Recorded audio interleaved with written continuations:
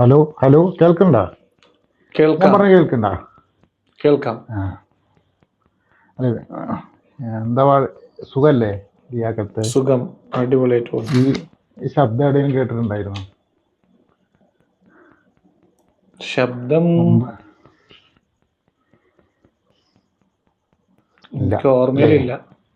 ശബ്ദം പണ്ട് ഇതിപ്പോ നമ്മളിങ്ങനെ EM ഷെരീഫിനെ നീ അന്ന് പ്രസിഡന്റ് ആയിരിക്കുമ്പോ EM ഷെരീഫ് തെറി വിളിച്ചെന്നും പറഞ്ഞ് നിനക്ക് പരാതി തന്ന ഒരാളെ ഓർമ്മ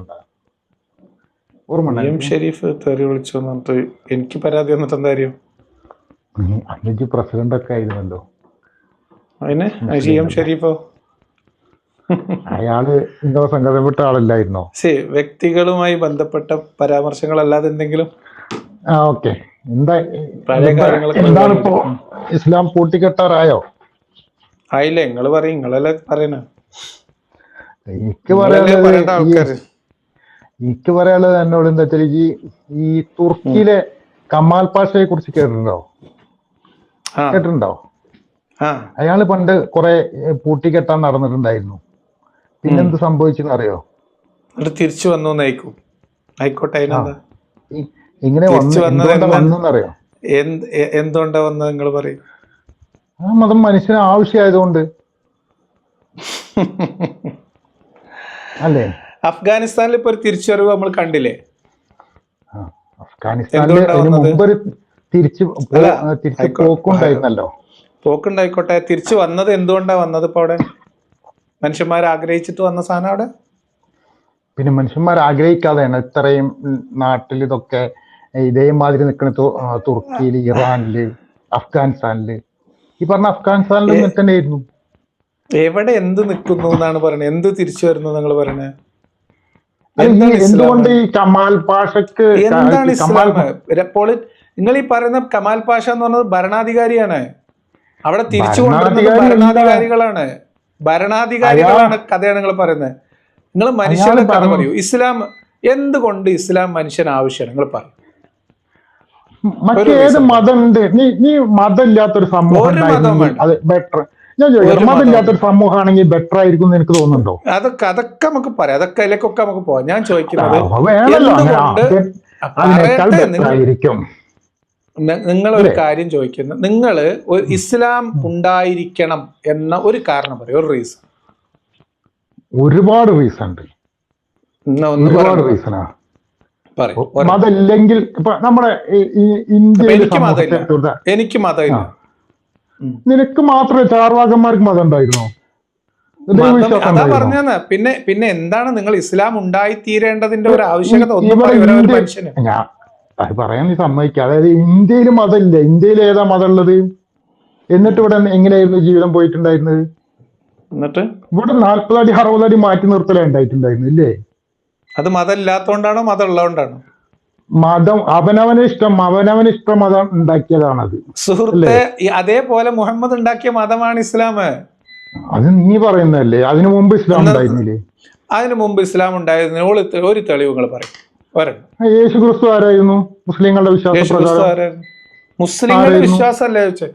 അത് മുസ്ലിങ്ങൾ ഉണ്ടായതിനു ശേഷം മുസ്ലിങ്ങൾ ഉണ്ടാക്കിയ വിശ്വാസമല്ലേ? അല്ല, അതിനു മുമ്പ് യേശു ക്രിസ്തു വിളിച്ച ദൈവത്തിന്റെ പേരെന്തായിരുന്നു? നിങ്ങൾ ഏത് മതത്തിലാണ്, ഏത് ഗ്രന്ഥത്തിലാണ്? ചോദിച്ചതിന് മറുപടി പറയണേ. മറുപടി പറഞ്ഞിട്ട് അങ്ങോട്ട് ചോദിച്ചാൽ മതി. ഏത് എവിടെയുള്ളത് യേശു ക്രിസ്തുവിന്റെ ഇസ്ലാമിൽ? എവിടെ ഇസ്ലാമിന് തെളിവ്? നിങ്ങൾ പറയും. എവിടെ ബൈബിളിൽ ഇസ്ലാമിനെ കുറിച്ച് പരാമർശം ഉണ്ടോ?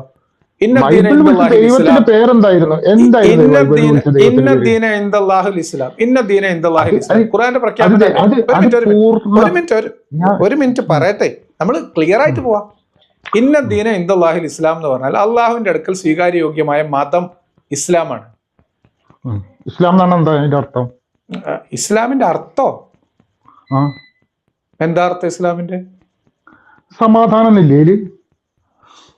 അർത്ഥം പലതും ഉണ്ടാവും. അത് ദൈവത്തിന് ഇഷ്ടപ്പെട്ട അർത്ഥമാണോ പ്രധാനം? അല്ല, അത് പിന്നെ ഇസ്ലാം ഒരു നാമം എന്ന് പറഞ്ഞാല്, ഇപ്പൊ നിങ്ങള് സുന്ദരൻ എന്ന പേര് ഒരാളുടെ പേര് സുന്ദരനാണ് എന്ന് വിചാരിച്ചാൽ അയാൾ സുന്ദരനാകും എന്ന അതിനർത്ഥമുണ്ടോ? മീൻസ് സൗന്ദര്യം, ബാഹ്യ രൂപത്തിലുള്ള സൗന്ദര്യം ഉണ്ടാവും അർത്ഥമുണ്ടോ? അല്ല അങ്ങനെയല്ല, ഇത് ഇസ്ലാം എന്ന് പറഞ്ഞാല് അതൊരു അതിന് എന്താണ് സമാധാനം എന്നൊരു അർത്ഥം കൂടി ഉണ്ട് എന്ന് ലിയാക്കത്തിന് അറിയാം. അപ്പൊ ദൈവത്തിന് ഇഷ്ടപ്പെട്ട മതം സമാധാനാണ് എന്ന് പറഞ്ഞ എന്താ പ്രശ്നമുള്ള ഇതില്? അതിനൊരു പ്രശ്നമില്ല, എങ്ങനെ വേണേലും പറയാം. അപ്പൊ എനിക്ക് ഭയങ്കര സമാധാനമുള്ള ആളാണ് ഞാൻ. ഒരു മിനിറ്റ് ഞാൻ ഭയങ്കര സമാധാന പ്രിയനാണ്, ഞാൻ ഭയങ്കര സമാധാനമുള്ള ആളാണ്, ഞാൻ അത്യാവശ്യം ക്ഷമയുള്ള ആളാണ്. അപ്പൊ ഞാൻ മുസ്ലിമാ? അല്ല, നീ സമാധാന പ്രിയനാണ് ആരാ പറഞ്ഞ്? സമാധാനം നശിക്കാൻ നടക്കുന്ന ആളുകളാ. അതായത് ഇസ്ലാമിലെ ജനങ്ങളെ കൊല്ലരുത്. ഞാൻ പറഞ്ഞുതരാം. അപ്പൊ ഇസ്ലാം എന്ന് പറഞ്ഞ സമാധാനം അല്ല. യെസ്, അതായത് നീ പറയുന്ന സമാധാനക്കേട്. കാരണം ഇസ്ലാം ഈ ആളുകളെ കൊല്ലരുത് എന്ന് പറഞ്ഞാൽ ഇസ്ലാം ശരിയല്ല. ഒരു മിനിറ്റ്, എല്ലാവരും കൂടി ചോദിക്കണ്ട. ഇതിപ്പോ ഞാനും സില്ലിയാക്കത്ത് കൂടി നടക്കുന്നല്ലേ.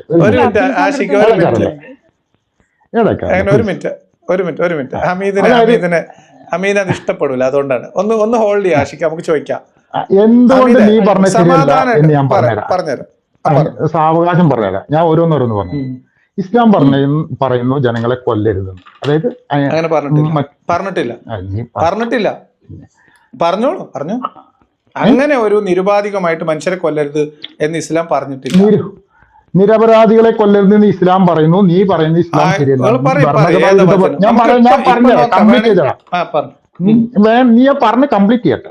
അതായത് ഇസ്ലാം പറഞ്ഞ നിരപരാധികളെ കൊല്ലരുത് എന്നുള്ളത്, ഇന്ത്യൻ ഭരണഘടനയും പറയുന്ന നിരപരാധികളെ കൊല്ലരുത്. നീ പറയുന്നത് അത് ഇസ്ലാം ശരിയല്ല എന്ന് പോയിന്റ് കംപ്ലീറ്റ് ചെയ്യട്ടെ. ഒരുപാട് കാര്യങ്ങൾ പറയേണ്ടത് വന്നപ്പോ ഓരോ പോയിന്റ് കംപ്ലീറ്റ് ചെയ്ത് പറഞ്ഞു. ഇസ്ലാം പറഞ്ഞിട്ട് അത് തീരരുത്. ഇസ്ലാം പറയുന്നു നിരപരാധികളെ കൊല്ലരുതെന്ന്, നീ പറയുന്നു ഇസ്ലാം ശരിയല്ല. അപ്പൊ നീ തെറ്റാണ് അവിടെ പറയുന്നത്. കാരണം ഇന്ത്യൻ ഭരണഘടന പോലും പറഞ്ഞ നിരപരാധികളെ കൊല്ലാൻ പാടില്ല. നീ നിരപരാധികളെ നിങ്ങൾ പറയുന്ന തെറ്റുകൾ പറഞ്ഞുതരാം. ഒരു മിനിറ്റ്, ഒരു പോയിന്റ് കംപ്ലീറ്റ് ചെയ്യട്ടെ. നീ ഇടക്കാറല്ലേ, ഞാൻ ഒരു പോയിന്റ് കംപ്ലീറ്റ് ചെയ്യണ്ടേ? അല്ല, ഈ പോയിന്റ് പറയാ. ഇപ്പൊ നിങ്ങൾ പറഞ്ഞ പോയിന്റില് 3-4 പെശകുണ്ട്, അത് തീർക്കണ്ടേ? ഒന്ന്, അപരാധിയെ കൊല്ലാൻ ഇന്ത്യയിൽ നിങ്ങൾക്ക് അനുവാദം ഉണ്ടോ? ഇല്ല. ഇസ്ലാമും പറയുന്നില്ലല്ലോ. എന്ത്? ഇസ്ലാം അകാരണമായി ഒരാളെ വധിച്ചാൽ മുഴുവൻ ഒരു മിനിറ്റ്, കാരണമുണ്ടെങ്കിൽ നിങ്ങൾക്ക് ഇന്ത്യയിൽ ഒരാളെ കൊല്ലാൻ പറ്റും? കൊല്ലാം. ഇത് ഭരണഘടന കൊല്ലാലോ. കൊന്നിട്ടുണ്ടല്ലോ എത്രയോ പേരെ. എത്ര പേരെ? നീ എവിടെയായിരുന്നു? നീ ജീവിച്ചിരിക്കുമ്പോ വധശിക്ഷ വിധിക്കുന്നതിനെ കുറിച്ചാണ് പറയണത്. അത് പിന്നെ അതെന്താ കൊലയല്ലേ? ശരി. ഇനി നിങ്ങൾ പറഞ്ഞ ഒരു മിനിറ്റ്. ഇനി നിരപരാധികളെ കൊല്ലരുത് എന്നല്ലേ? നിരപരാധികളെ കൊല്ലരുത്. ഇസ്ലാമിലെ ഏറ്റവും വലിയ അപരാധം എന്താ? അപരാധം ഇസ്ലാമിൽ എന്താണ് അപരാധം? ഇസ്ലാമിലെ അപരാധം എന്ന് പറഞ്ഞാൽ അപരാധികളെ കൊല്ലുക എന്നുള്ളതാണ്. ഒരു മനുഷ്യനെ കൊന്നാൽ ഭൂമിയിലുള്ള മുഴുവൻ മനുഷ്യനെ കൊല്ലുക, അതാണല്ലോ ഇപ്പൊ ഏറ്റവും അപരാധം. നിരപരാധികൾ എന്ന് പറഞ്ഞാൽ എന്താ നിങ്ങൾക്ക് അറിയില്ലേ? ഞാൻ നിരപരാധി എന്ന് പറഞ്ഞ ഒരു നിരപരാധിയെ കൊന്നാൽ ഭൂമിയിലുള്ള മനുഷ്യരെ മുഴുവൻ കൊന്നതിന് തുല്യമാകുമ്പോ ഏറ്റവും വലിയ അപരാധം അതല്ലേ ഇസ്ലാമിൽ? ഖുർആൻ വചനം പറയും. ഖുർആൻ വചനം പരിശോധിക്കാലോ. ഇല്ലേ? ഏതാണ് അങ്ങനെ ഒരു വചനം? അങ്ങനെ ഇല്ല. ഉണ്ട്. ആ വചനം പറയാനാ പറഞ്ഞേ. അതായത് ഇസ്രായേൽ സന്തതികളോട് നാം പറഞ്ഞു, ഭൂമിയിൽ കുഴപ്പം സൃഷ്ടിക്കരുത്, നിരപരാധികളെ കൊല്ലരുത് എന്ന് പറഞ്ഞിട്ടൊരു ആയത്തുണ്ടല്ലോ. അപ്പൊ നിരപരാധി ഇതിപ്പോ നമ്മൾ ആയത്തെടുത്ത് വായിക്കാം. ഞാൻ അത് മൊത്തത്തിൽ ആളെ കൊല്ലലല്ല. സോറി ഒരു മിനിറ്റ് പറഞ്ഞുതരാം. നിങ്ങൾക്ക് ആയത്തെടുക്കാൻ പറ്റില്ല, നമുക്ക് എടുത്ത് പറഞ്ഞുതരാം. അതായത് ഇസ്ലാമിലെ ഏറ്റവും വലിയ പാപം ഇസ്ലാമിലെ ഏറ്റവും വലിയ പാപം ആളെ കൊല്ലലല്ല, ഷിർക്കാണ്. ഷിർക്ക് പറഞ്ഞാൽ അള്ളാഹു അല്ലാത്ത ആളോട് ആരാധിക്കുക. ഒന്നാമത് അള്ളാഹു അല്ലാത്തവർ എടുക്കാൻ തന്നെ സ്വാതന്ത്ര്യം ഇസ്ലാം നൽകുന്നുണ്ട്. അതായത് ഫസ്റ്റ് തന്നെ ചൂസ് ചെയ്യാനുള്ള സ്വാതന്ത്ര്യം നൽകുന്നുണ്ട്. ഇല്ലേ? എവിടെ ആ വചനം പറഞ്ഞേ. സൂറത്തുൽ ബഖറ 2-ാമത്തെ ആയത്തിற்கு എന്താണ്? എടുത്ത് വായിക്ക. നീ എന്താണ്?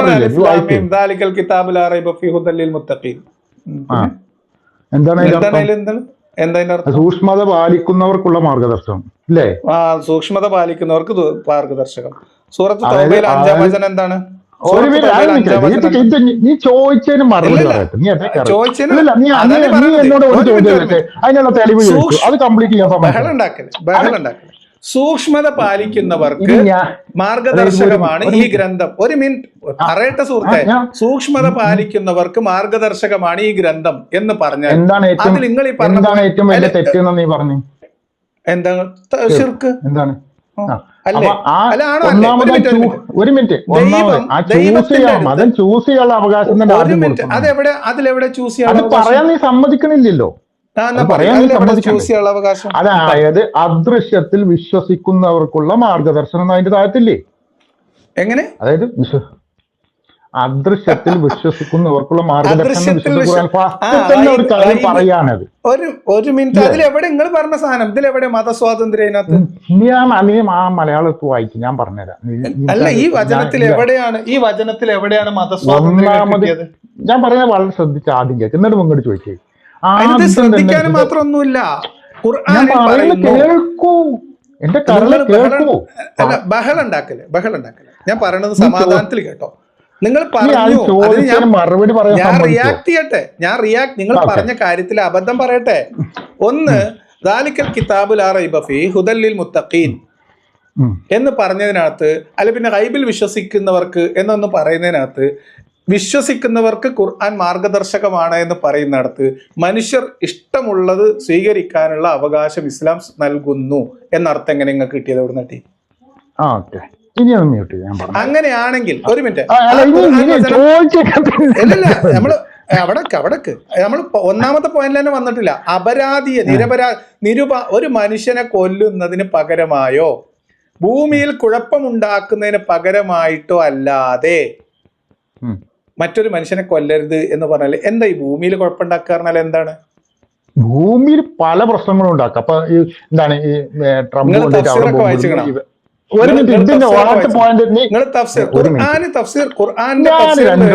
ഭൂമിയിലെ ഒരു വിഷയമല്ല, ഇവിടെ നടക്കൂല. ഇസ്ലാമിൽ കൊല്ലാൻ പാടില്ല എന്ന നിയമമില്ല. അതാണ് വിളിച്ചത്, അതാണ് ചർച്ച. നിങ്ങൾ കൊലപാതകവുമായി ബന്ധപ്പെട്ടാണ് പറഞ്ഞത്. ഒരു മനുഷ്യന്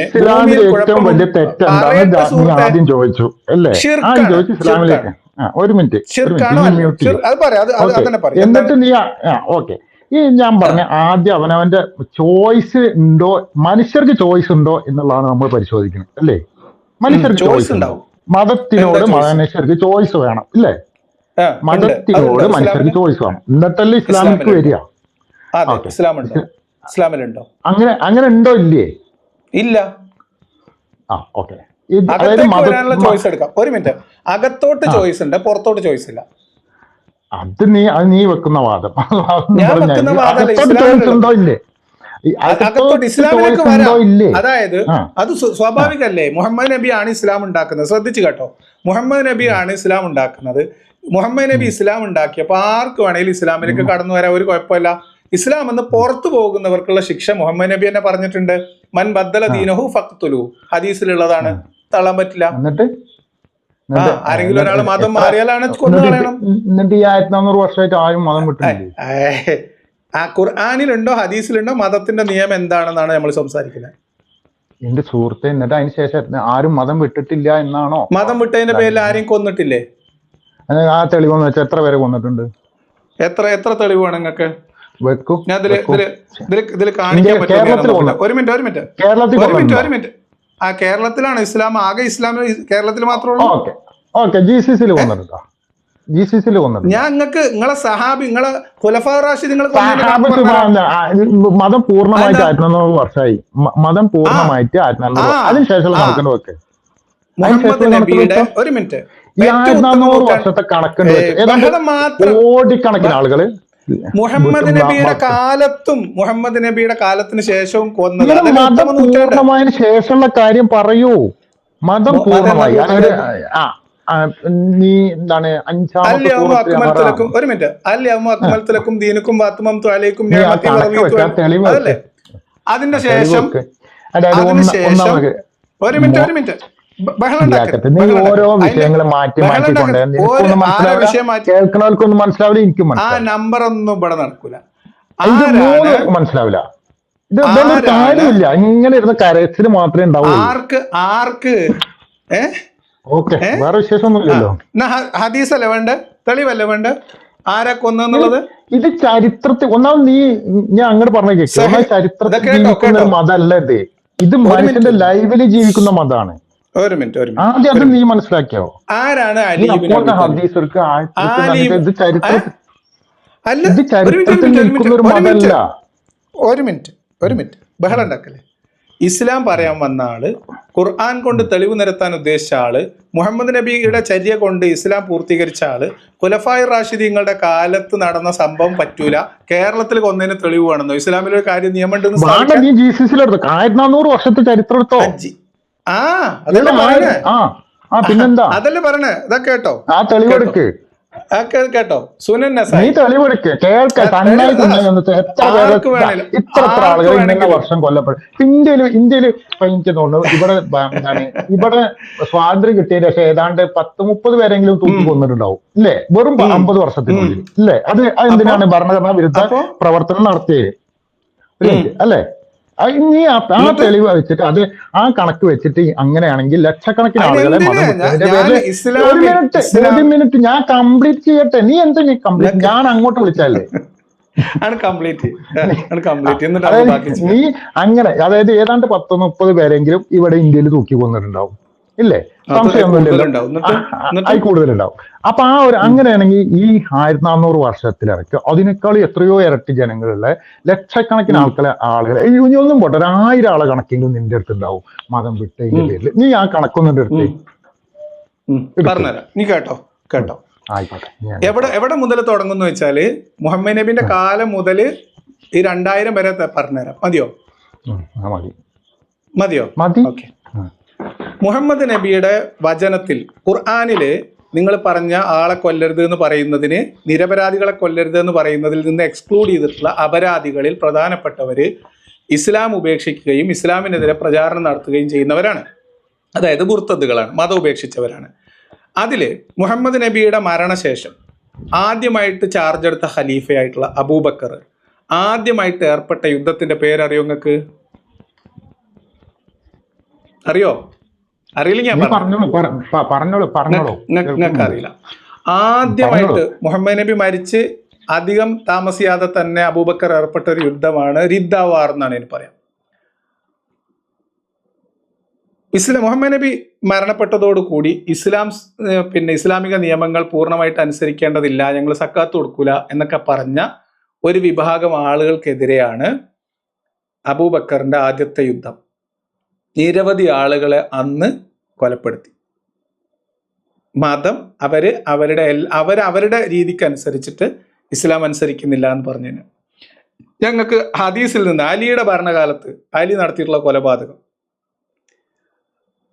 കുറച്ച് ആളുകൾ ഇസ്ലാം മതം ഉപേക്ഷിച്ചു. ആ ഉപേക്ഷിച്ച ആളുകളെ കൊലപ്പെടുത്താൻ വേണ്ടി അലി തീരുമാനിക്കുകയും അലി അവരെ തീയിട്ട് കൊലപ്പെടുത്തുകയും ചെയ്തു. അപ്പൊ അവിടെ വന്ന എൻ്റെ ഒരു മിനിറ്റ് ഞാനിപ്പോൾ നോക്കിത്തരാം. അത് തിരുത്താൻ വേണ്ടി ഒരാൾ വന്നു. അങ്ങനെ ചെയ്യരുത്, അങ്ങനെ ചെയ്തത് ശരിയായില്ല എന്ന് പറയാൻ വന്ന ആള് വന്നിട്ട് പറഞ്ഞു, ഇബ്നു അബ്ബാസ് ആണ്. ഇബ്നു അബ്ബാസ് വന്നിട്ട് അലിയെ തിരുത്തി, നീ ആ ചെയ്തത് ശരിയായില്ല എന്ന് പറഞ്ഞാൽ നീ അവരെ തീയിട്ട് കൊന്നത് ശരിയായില്ല. തീയിട്ട് കൊല്ലുക എന്ന് പറയുന്നത് അള്ളാഹുവിന് മാത്രം സ്വീകരിക്കാവുന്ന ഒരു ശിക്ഷാരീതിയാണ്. എന്നാൽ മതം മാറിയവനെ കൊല്ലണം എന്ന അള്ളാഹുവിന്റെ പ്രവാചകന്റെ വചനം അനുസരിച്ച് ഞാനാണെങ്കിൽ അവരെ കൊല്ലുമായിരുന്നു, പക്ഷെ ഇത് തീയിട്ടത് ശരിയായില്ല എന്ന് ഇബ്നു അബ്ബാസ് പറഞ്ഞത് സുനൻ നസായിലെ 40-60 ഹദീസിൽ സഹീഹ് ഗ്രേഡിൽ നിങ്ങൾക്ക് കാണാൻ പറ്റും. GCC രാജ്യങ്ങളിൽ ക്ലാസിക്കൽ ഇസ്ലാമിക് ടെക്സ്റ്റുകളിൽ മുർത്തദിനെ കൊല്ലണം എന്ന വധശിക്ഷ ഉറപ്പു പറയുന്നുണ്ട്. മതസ്വാതന്ത്ര്യം ഹനിക്കുന്ന നിയമം ഇസ്ലാമിലുണ്ട്. നിരവധിയായിട്ടുള്ള രാജ്യങ്ങളിൽ ഘട്ടം ഘട്ടമായിട്ട് പല രാജ്യങ്ങളും ഇപ്പം അതൊക്കെ നേർപ്പിച്ച് കൊണ്ടുവന്ന് ഇപ്പോഴും 6-7 ഇസ്ലാമിക രാജ്യങ്ങളിൽ മതപരിത്യാഗിയെ വധശിക്ഷക്ക് വിധേയമാക്കണം എന്ന നിയമമുണ്ട്. നിരവധി മനുഷ്യരെ ഈ റിദ്ദയുടെ പേരിൽ കൊല്ലപ്പെട്ടിട്ടും ഉണ്ട്. ഇത്തരം ജീവൻ പോകും എന്ന ഘട്ടത്തിൽ ഇപ്പൊ പാകിസ്ഥാനിൽ നിന്നൊക്കെ എത്രയോ ആളുകളുടെ കണക്കുകൾ, അത് പലപ്പോഴും പാകിസ്ഥാന്റെ ഒക്കെ കോടതിയുടെയോ അല്ലെങ്കിൽ ഇപ്പം ഇന്റർനാഷണൽ പ്രഷറൊക്കെ ഉള്ളത് കൊണ്ട് നേരിട്ട് അങ്ങനെ വധശിക്ഷ നടപ്പിലാക്കുന്നതിൽ കുറെ പരിമിതികളുണ്ട്. ഇപ്പൊ അടിമത്തൊക്കെ നിർത്തലാക്കിയത് ഇസ്ലാമിൽ ഇല്ലാത്തതുകൊണ്ടല്ല, ലോകത്ത് ഒരുമിച്ച് ആഗോള വ്യവസ്ഥിതിയിൽ മുന്നോട്ട് പോകുമ്പോൾ പല മാനുഷിക വിരുദ്ധമായിട്ടുള്ള നിയമങ്ങളും നടപ്പിലാക്കാൻ കഴിയാത്ത സാഹചര്യം ഗൾഫ് രാജ്യങ്ങളിൽ ഉണ്ടാവും. അപ്പോൾ ആ രീതിയിൽ പല രാജ്യങ്ങളിലും അതിന്റെ ശിക്ഷ നേർപ്പിച്ചിട്ടുണ്ട്. പക്ഷെ ഇസ്ലാമിലുള്ള നിയമം മുർത്തദിനെ കൊല്ലണമെന്നാണ്. ഒരാൾ ഇസ്ലാം മതം ഉപേക്ഷിച്ച ഒരാൾ ഇസ്ലാം മതം സ്വീകരിച്ചതിന് ശേഷം അയാൾ അത് ഉപേക്ഷിച്ചാൽ അയാളെ കൊല്ലണം എന്നാണ്. നമ്മുടെ നാട്ടിലെ മദ്രസകളിൽ പോലും ഇപ്പോഴും പഠിപ്പിക്കുന്ന ഫിഖ്ഹിൽ 12ാം ക്ലാസ്സിലെ ഫിഖ്ഹിൽ ഇതേ സാധനം പറയുന്നുണ്ട്. ഇനി നേരിട്ട് ആളെ കൊല്ലണം എന്ന് പറയുന്ന ഹദീസിന്റെ റെഫറൻസ് ഞാൻ തരാം, അതും കൂടി നിങ്ങൾ കയ്യിൽ വെച്ചോളി, അപ്പം നിങ്ങൾക്ക് മനസ്സിലാവുള്ളൂ. അപ്പോൾ ഇസ്ലാമിൻ്റെ മതസ്വാതന്ത്ര്യം എന്ന് പറയുന്നത് അകത്തോട്ട് കയറാനുള്ള മതസ്വാതന്ത്ര്യമാണ്. ആ പുറത്തോട്ട് പോയാൽ കൊല്ലണം എന്നാണ് ഇസ്ലാമിൻ്റെ നിയമം. അത് നിങ്ങൾ വെറുതെ എന്തെങ്കിലും ഇതൊന്നും എടുത്തിരിക്കല്ല. ഇതും സുനൻ നസായിലെ 40-59 നിങ്ങൾക്ക് കാണാൻ പറ്റും. ഇഷ്ടംപോലെ ഹദീസുകളുണ്ട്. സഹീഹ് ബുഖാരിയുടെ 69-22 എടുക്കാൻ പറ്റും. ഓക്കെ, കഴിഞ്ഞോ? കഴിഞ്ഞു. ഇനി എന്ത് ഇസ്ലാമിൽ എന്ത് മതസ്വാതന്ത്ര്യം നിങ്ങൾ പറയണ? ഓക്കെ, ഒന്നാമത് റിദ്ദ വാറിനെ കുറിച്ചാണ് ലിയാഖത്ത് പറഞ്ഞിട്ടുള്ളത് അല്ലേ? അതായത് മതം ഒന്നിനെ കുറിച്ചല്ല പറയണത്, മതം വിട്ടവനെ കൊല്ലണം എന്നാണ് ഇസ്ലാമിന്റെ നിയമം. അതിനെ കൊന്നതിന്റെ കണക്കൊന്നും വെച്ചില്ലല്ലോ. ഒരു 50 പേരെ കൊന്നിട്ടുണ്ട്, അല്ലെങ്കിൽ ഒരു 100 പേരെ കൊന്നിട്ടുണ്ട്. ഇപ്പൊ ഞാനിവിടെ കണക്കൊക്കെ എടുക്കണമെങ്കിൽ ഞാനിപ്പോ സ്റ്റാറ്റിസ്റ്റിക്സ് അല്ലല്ലോ. ഇസ്ലാമിന്റെ നിയമം പറയുമ്പോ കൊന്നവരുടെ പേരും വിവരം അഡ്രസ്സും വേണം നിങ്ങൾക്ക്. ഇവിടെ കിട്ടുമല്ലോ നമുക്കിപ്പോ. ഹദീസ് തള്ളിയോ? ഒരു മിനിറ്റ്, ഞാൻ തള്ളിയിട്ടില്ല, ഒരു ഹദീസും ഞാൻ തള്ളൂല. എന്തിനാ തള്ളണത്? നിന്നെ കണ്ടിട്ടോ. ഒരു മിനിറ്റ്, ഞാൻ പറയുന്നത് കേൾക്ക്. ഈ എന്തായിരുന്നു റിദ്ദാവാർ? അതായത് നിർബന്ധിത സക്കാത്ത് ഞങ്ങൾക്ക് നൽകാൻ കഴിയില്ല എന്ന് അവര് പറഞ്ഞു, അല്ലേ? ശരിയല്ലേ? സത്യത്തിൽ ഇസ്ലാമിന്റെ ബേസിക് തന്നെ കിടക്കുന്നത് അഗതികളെയും അനാഥകളെയും സംരക്ഷിക്കുക എന്നുള്ളതാണ്. മതവിശ്വാസത്തോടൊപ്പം ദൈവവിശ്വാസത്തോടൊപ്പം കിടക്കുന്ന ഒരു സംഭവമാണ് ഈ സംഭവം. എന്താണ്? അഗതികളെയും അനാഥകളെയും സംരക്ഷിക്കുക എന്നുള്ളത്. അപ്പൊ അത് നൽകൂല എന്നൊരു വിഭാഗം പറഞ്ഞാൽ ഇസ്ലാം അല്ല അത്. ആദ്യമായിട്ട് മനസ്സിലാക്കേണ്ടത് എങ്ങനെ ഇസ്ലാമാവും? ഇസ്ലാമിന്റെ ബേസിക് കിടക്കുന്നത് അഗതികളെയും അനാഥകളെയും സംരക്ഷിക്കുക എന്നുള്ളതിൽ ഇസ്ലാമിന്റെ അടിസ്ഥാനം. ആയിക്കോട്ടെ, അവർ ഇസ്ലാം സ്വീകരിക്കുന്നില്ല, അവർ ഇസ്ലാം ഉപേക്ഷിച്ചു. ഇസ്ലാമിൽ നിന്നിട്ടാണ് അവരെ പറഞ്ഞത്. അവര് ഇസ്ലാം മൊത്തത്തിൽ നിന്നിട്ട് പറഞ്ഞത് കൊണ്ടാണ്. അങ്ങനെ ഒരു പുതിയ നിയമം കൊണ്ടുവരാൻ പറ്റില്ല. കാരണം ഇസ്ലാം എന്ന് പറഞ്ഞാൽ ഈ അതിന്റെ ബേസിക് തന്നെ, ഇതിന്റെ മൊത്തത്തിൽ നമ്മൾ എടുത്ത് പരിശോധിക്കുകയാണെങ്കിൽ അതിന്റെ ബേസിക് കിടക്കുന്ന തന്നെ അഗതികളെയും അനാഥകളെയും സംരക്ഷിക്കുക. അതിൽ പെടുന്നതാണ് സക്കാത്ത്. സക്കാത്ത് എന്ന് പറഞ്ഞാൽ പണത്തോനക്ക് പറഞ്ഞ പാർസൽ അയച്ചു കൊടുക്കാനുള്ളതല്ലോ, അങ്ങനെയല്ലല്ലോ. ഈ നാട്ടിലെ അവനവന്റെ കൂടെ താമസിക്കുന്ന ആളുകളെ സംരക്ഷിക്കാനുള്ളതാണ് സക്കാത്ത്. അപ്പൊ സക്കാത്ത് നൽകില്ല എന്ന് പറഞ്ഞാൽ ആ ഒരു മുസ്ലിങ്ങളെയാണ് കൊന്നത്. മതം ഉപേക്ഷിച്ചതിന്റെ പേരിലല്ല കൊന്നത്. അവര് മുസ്ലിങ്ങൾ ഇസ്ലാമിക നിയമം, രാജ്യത്തിന്റെ നിയമം അംഗീകരിക്കാത്തതുകൊണ്ടാണ് റിദ്ദാവാർ നടന്നത്. അതല്ല നിയമം ഇപ്പൊ നമ്മുടെ നാട്ടിലൊരു നിയമമുണ്ട്. നമ്മുടെ നാട്ടിൽ ആ നിയമം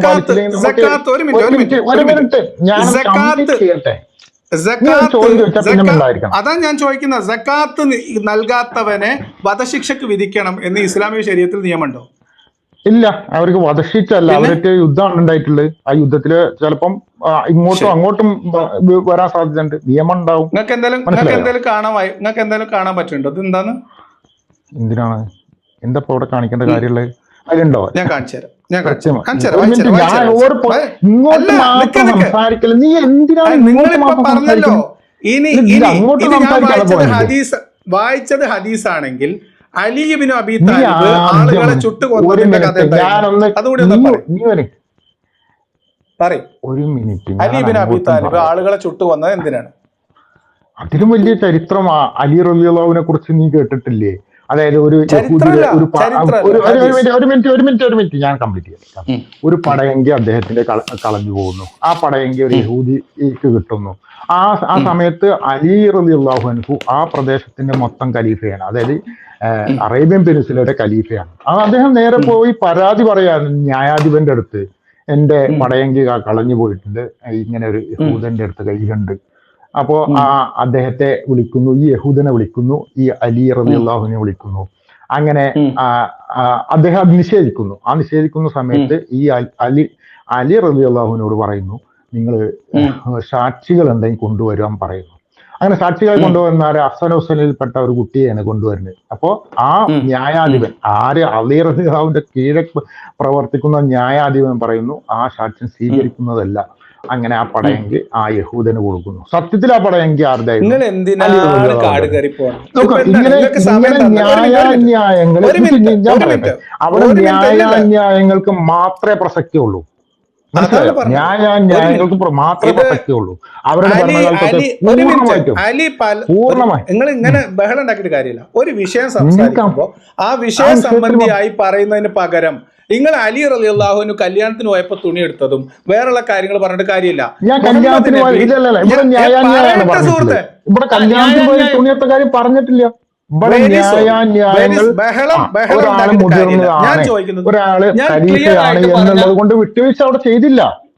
മാത്രല്ല അന്നത്തെ യഹൂദവർഗം എന്ന് പറഞ്ഞാല് ലോകത്തെമ്പാടും ആട്ടി ഓടിക്കപ്പെട്ട ഒരു വിഭാഗമായിരുന്നു, അടിച്ചമർത്തപ്പെട്ട വിഭാഗമാണ്. സുഹൃത്തെ, ചോദ്യം ചോദിക്കുന്നതിന് ഒരു മിനിറ്റ് ഞാൻ നിങ്ങളോട് പറഞ്ഞൊരു കാര്യത്തിൽ നിങ്ങൾ എസ്റ്റാബ്ലിഷ് ചെയ്യാൻ അവിടെ എവിടെയും പോവില്ല, അതൊന്നും ഇവിടെ നടക്കൂല. ഞാൻ പറയുന്നത് മുഹമ്മദ് നബിയുടെ മരുമകനായിരുന്ന അലി, 4ാം ഖലീഫയായിരുന്ന അലി മതം മാറി എന്ന കുറ്റത്തിന്, മതം ഉപേക്ഷിച്ചു എന്ന കുറ്റത്തിന് മനുഷ്യരെ തീയിട്ട് കോരുകയും അതിൽ തിരുത്തുമായിട്ട് ഇബ്നു അബ്ബാസ് ഇടപെടുകയും ചെയ്ത ഹദീസ് സുനൻ നസായിൽ നിന്ന് ഞാൻ നിങ്ങൾക്ക് പറഞ്ഞു തന്നതിനെ കുറിച്ച് നിങ്ങളുടെ അഭിപ്രായം എന്താണ്? ഇതാണ് ചോദ്യം. ഒരു മിനിറ്റ് ഞാനൊന്ന് നോക്കട്ടെ, അവിടെ പരിശോധിക്കട്ടെ. ഇസ്ലാമിക ചരിത്രത്തിൽ ഏറെ ചർച്ച ചെയ്യപ്പെട്ടുള്ള ഒരു സംഭവമാണിത്. 4ാം ഖലീഫയായി അലി റളിയല്ലാഹുവിന്റെ ഭരണകാലത്ത് അദ്ദേഹത്തെ അമിതമായി പുകഴ്ത്തുകയും ദൈവമായി പ്രഖ്യാപിക്കുകയും ചെയ്ത ഒരു വിഭാഗം ആളുകളെ ഇവരെ ചരിത്രത്തിൽ ഗുലാത്തുകൾ അല്ലെങ്കിൽ തീവ്രവാദികൾ. നമ്മൾ ഇതൊന്നും പറഞ്ഞ ചോദിച്ചത് ഈ ഹദീസ് വായിക്ക് സുഹൃത്തെ, ഹദീസ് പറയേ. ഞാൻ ആ ഹദീസ് തന്നെയല്ലേ ഇവിടെ വായിക്കണത്. അത് എന്തിന് സംഭവിച്ചു എന്നുള്ളതല്ലേ വായിക്കുന്നത്. ഓക്കെ, അപ്പൊ ഞാൻ ആ ഹദീസിന്റെ നീ എന്നോട് എന്താ ചോദിച്ചു, എന്തിനാണ് ചുട്ടുകൊന്നതെന്നല്ലേ എന്നോട് ചോദ്യം ഉണ്ടായിരുന്നത്? അല്ല, അതല്ല ഞാൻ ചോദിച്ചത്. ഞാൻ അങ്ങനെ ചോദിച്ചിട്ടില്ല. ഞാൻ ചോദിച്ചത് എന്താന്ന് ഞാൻ പറഞ്ഞുതരാം. ഞാൻ ചോദിച്ചത് ഈ ഹദീസിനെ കുറിച്ച് നിങ്ങളുടെ അഭിപ്രായം എന്താണ്? ഞാനിപ്പോ പറഞ്ഞ ഹദീസ് സുനൻ നസായിലെ 40-60 ഹദീസ് സ്ക്രീനിൽ ഞാൻ കാണിച്ചിട്ടുണ്ട്. നിങ്ങൾ പറഞ്ഞോളൂ അഭിപ്രായം. കാരണം എന്തായിരുന്നു? അതാ some people apostatized. ഓക്കെ, ഞാൻ പറഞ്ഞുതരാം. നിനക്ക് പറയാൻ ബുദ്ധിമുട്ടാണെങ്കിൽ അലി അവരോട് പറഞ്ഞു, ഈ ഒരു മിനിറ്റ്, ഈ വ്യാജവാദത്തിൽ നിങ്ങൾ പിന്മാറാനും അള്ളാഹുലേക്ക് പശ്ചാത്തപിച്ചു മടങ്ങാനും പല തവണ ആവശ്യപ്പെടുക. ഒരു മിനിറ്റ് ഞാൻ പറഞ്ഞുതരാം, അത് പറയാൻ നീ സമ്മതിക്കേ. നീ ഇവിടെ ഉത്തരമല്ലേ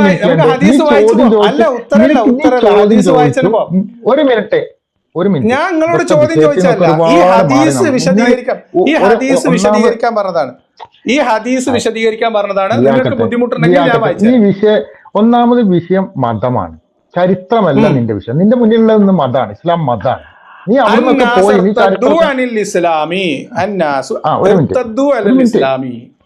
ഒരു മിനിറ്റ്, നിന്റെ മുന്നിലുള്ള മതമാണ്, നീ വിമർശിക്കുന്ന മതത്തെയാണ്. അല്ലേ? ആണല്ലോ. മതം എന്ന് പറഞ്ഞാല് മതം എന്ന് പറഞ്ഞാൽ മനുഷ്യന്റെ മതവിശ്വാസം, ജീവിത. ഞാൻ പറഞ്ഞ് കംപ്ലീറ്റ് ചെയ്യട്ടെ. നിങ്ങൾ അങ്ങനെ കംപ്ലീറ്റ് ചെയ്യുന്നു, വെറുതെ ബഹളം വെക്കൂ, അത്രേ ഉള്ളൂ. ഈ ഹദീസ് പറയൂ, ഈ ഹദീസ് വിശദീകരിക്കൂ. ഹദീസ് വായിക്കുക, അർത്ഥം പറയാ. ഹദീസ് 6ാം നൂറ്റാണ്ടിൽ നിങ്ങട്ട് ഇറങ്ങ്. ഇവിടെ ഉണ്ടല്ലോ, ഇസ്ലാം ഉണ്ടല്ലോ. ഹദീസ് വായിക്കുക, അർത്ഥം പറയുക. ഹദീസ് വായിക്കുക, അർത്ഥം പറയാ. വേറെ ഡയലോഗ് ഒന്നുമില്ല.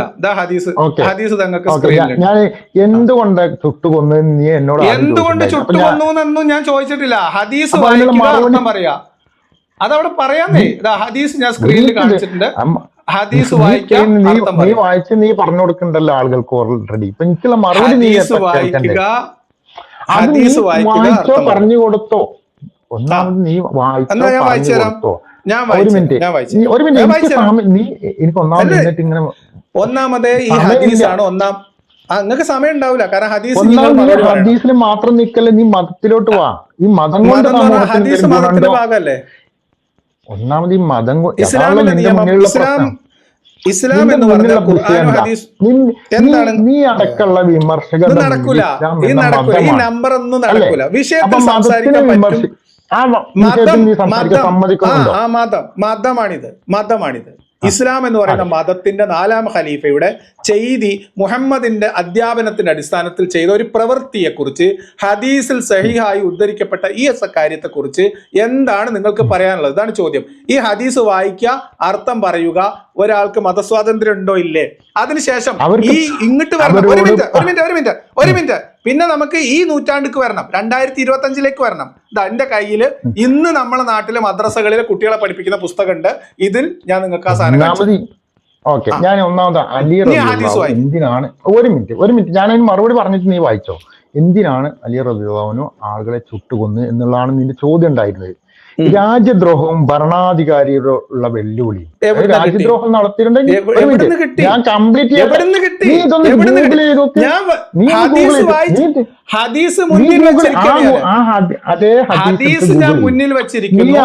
ആയിക്കോട്ടെ. സുഹൃത്തെ, ഹദീസ് വായിക്കാൻ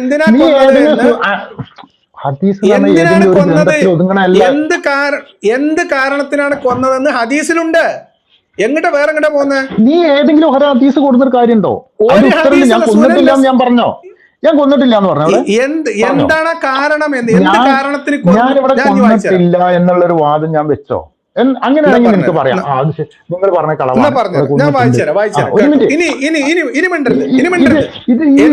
ശരിയല്ല. നിങ്ങൾ വിശദീകരിക്കുന്നത് എന്താണ്? എവിടുന്നാണ്? ഞാൻ പറയുന്നത് ഹദീസാണ്.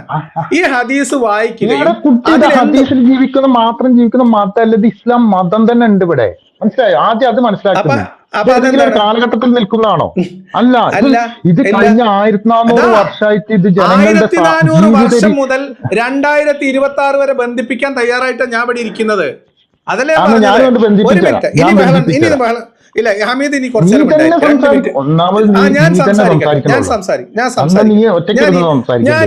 അല്ല പോലെ നമുക്ക് മദ്രസ കൂടി കാണണ്ടേ?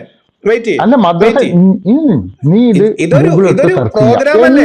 എനിക്ക് ഈ വിഷയം, ഈ ഹദീസ് എന്തിനായിരുന്നു അലി റളിയല്ലാഹുവിനെ ചുട്ടുകൊന്നത് എന്ന് ഹദീസിൽ എഴുതിയിട്ടുണ്ട്. അതിനെന്ത് മറുപടി എന്നെ കൊണ്ട് പറയാൻ സമ്മതിക്കും നീ?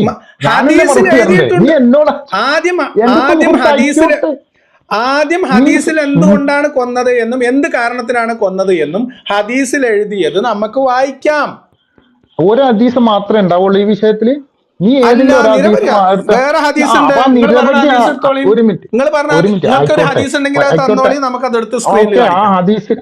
അതിനുള്ള മറുപടിയാണ് ഞാൻ താങ്കൾ കേൾക്കൂ. ആരാ വേസ്റ്റ് ചെയ്യുന്നത്? ഞാൻ നിർബന്ധമായിട്ട് നിങ്ങളെ ഫോഴ്സ്ഫുള്ളി നിങ്ങളെ മ്യൂട്ട് ചെയ്യാത്തത് എന്തുകൊണ്ടാണ്? നിങ്ങൾ ആദ്യം നമുക്ക് ഈ ഹദീസ് വായിക്കാം. ആദ്യം ഹദീസ് വായിക്കാം, എന്നിട്ട്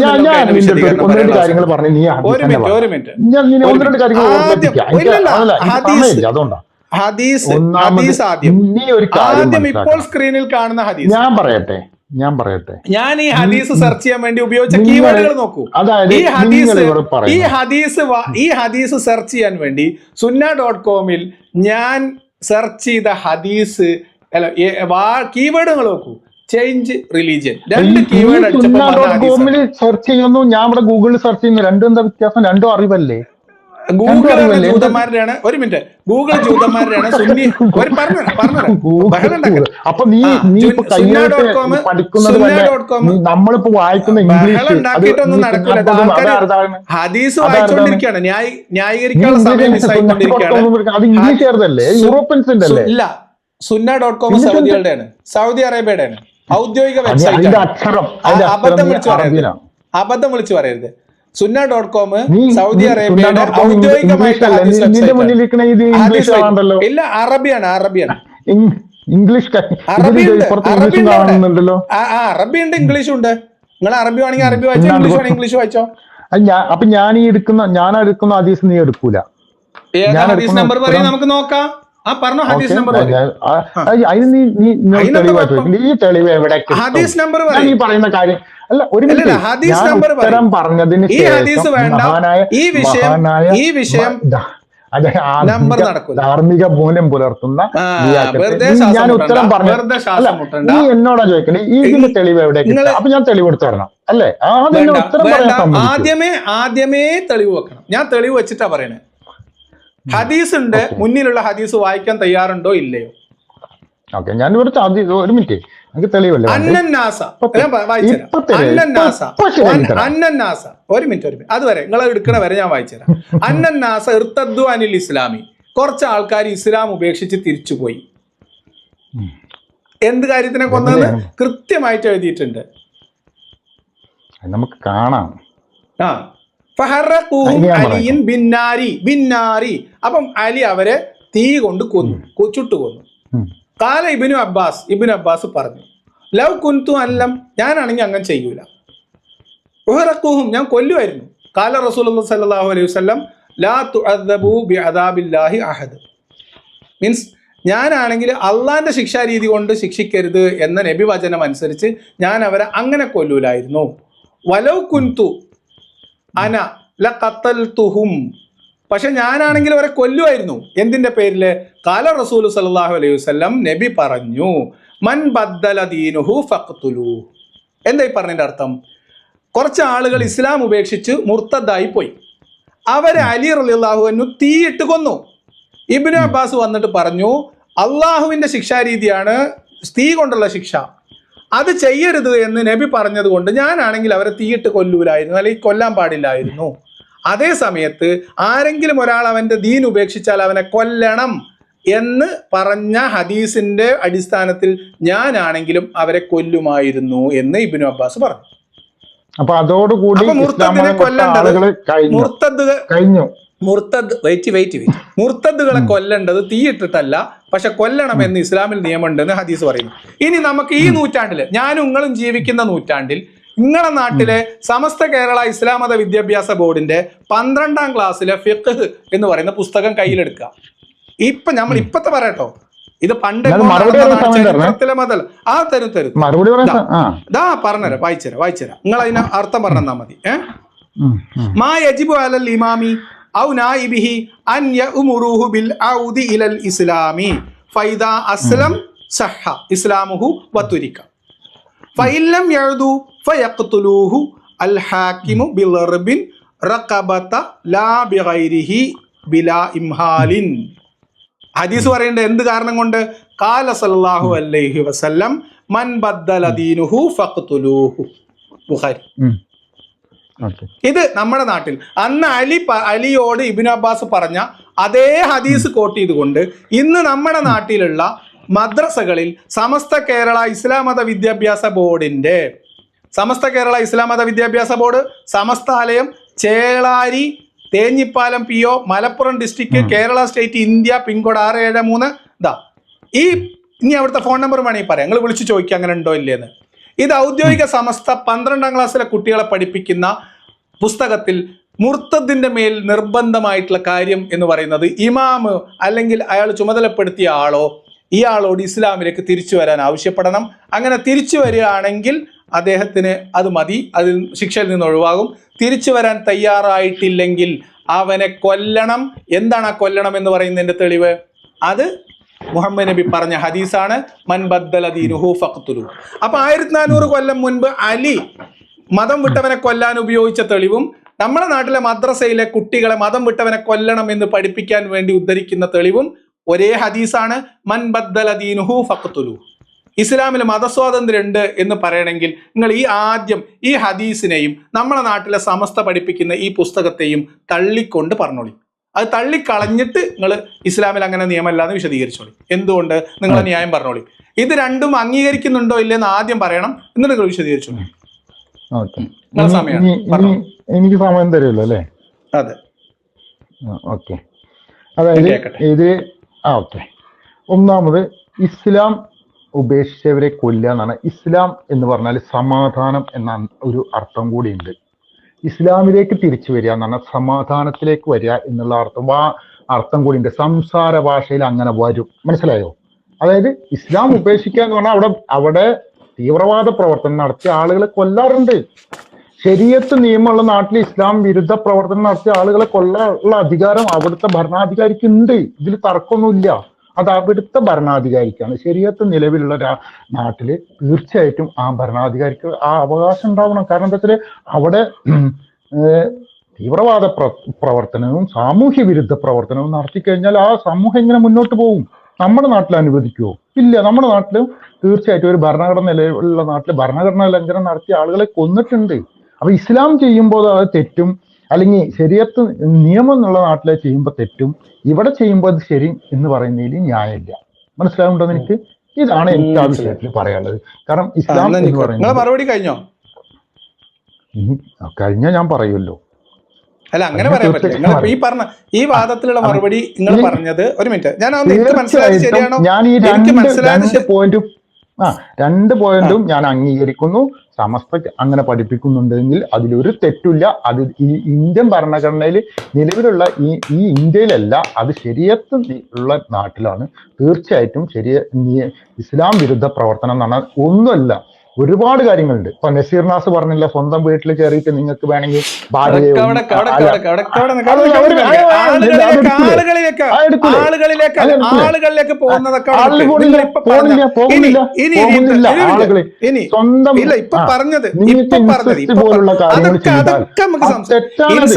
സംസാരിക്കാനെങ്കിൽ ഇൻസെസ്റ്റ് ഒക്കെ സംസാരിക്കണമെങ്കിൽ ഇൻസെസ്റ്റ്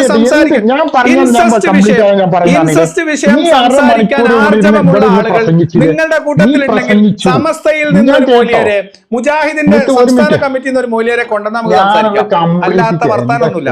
അവിടെ നിൽക്കും. ഈ പറഞ്ഞ കാര്യങ്ങളിൽ മറുപടി പറയാം. അപ്പൊ അമ്മ പെങ്ങൾ ഭോഗം കൊണ്ടൊന്നും ഇവിടെ നിന്ന് ഓടാൻ പറ്റില്ല. കാര്യം പറയും. അതായത് ഈ ഇസ്ലാം എന്ന് പറഞ്ഞാല് ഒരുപാട് വിഷയങ്ങളുമായിട്ട് സാമൂഹ്യ കുടുംബ സാമൂഹ്യമായി ബന്ധപ്പെട്ട വിഷയം ഒരു മതങ്ങളെ പോലല്ല. അത് നീ ചോദിച്ചതിന് മറുപടി പറയാൻ എന്തായാലും നിങ്ങൾ മറുപടി നിനക്ക് പ്രശ്നമാണോ? അങ്ങനെ ആ സമയം ഞാനിത് രണ്ടും അംഗീകരിക്കുന്നു. നീ ആദ്യം ചോദിച്ചാൽ അംഗീകരിക്കോ വെച്ചു. ഞാൻ അംഗീകരിക്കുന്നു. ഞാൻ കൈയടിച്ചു. ഒരു മിനിറ്റ്, ഞാൻ പറഞ്ഞ് കംപ്ലീറ്റ് ചെയ്യട്ടെ. ഇനി സമസ്ത പറഞ്ഞത് ഒരു മിനിറ്റ് എന്നെ പറയാൻ സമ്മതിക്കോ? അതായത് ഇസ്ലാം എന്ന് പറഞ്ഞാൽ ഒരു വ്യക്തിയുടെ ജീവിതമായിക്കോട്ടെ, കുടുംബ ജീവിതമായിക്കോട്ടെ, സാമൂഹ്യ ജീവിതമായിക്കോട്ടെ, രാഷ്ട്ര സങ്കല്പമായിക്കോട്ടെ, ഇതൊക്കെ സംവിധാനങ്ങളുള്ള ഒരു അതിന്റെ ഇടയിൽ തീവ്രവാദ പ്രവർത്തനം ഇൻസെസ്റ്റ് പോലുള്ള സാമൂഹ്യ വിരുദ്ധ പ്രവർത്തനം, അങ്ങനെയുള്ള ഒരു മിനിറ്റ്, കൊല്ലുക മാത്രമേ ആദ്യം തടവിലിടും, അല്ലെങ്കിൽ നാട് കടത്തും, അല്ലെങ്കിൽ കൊല്ലേണ്ടതാണ് നമ്മുടെ നാട്ടിൽ ചെയ്യുന്ന കാര്യമാണ്. ഇപ്പൊ പറഞ്ഞ നുണ പറഞ്ഞുതരാം.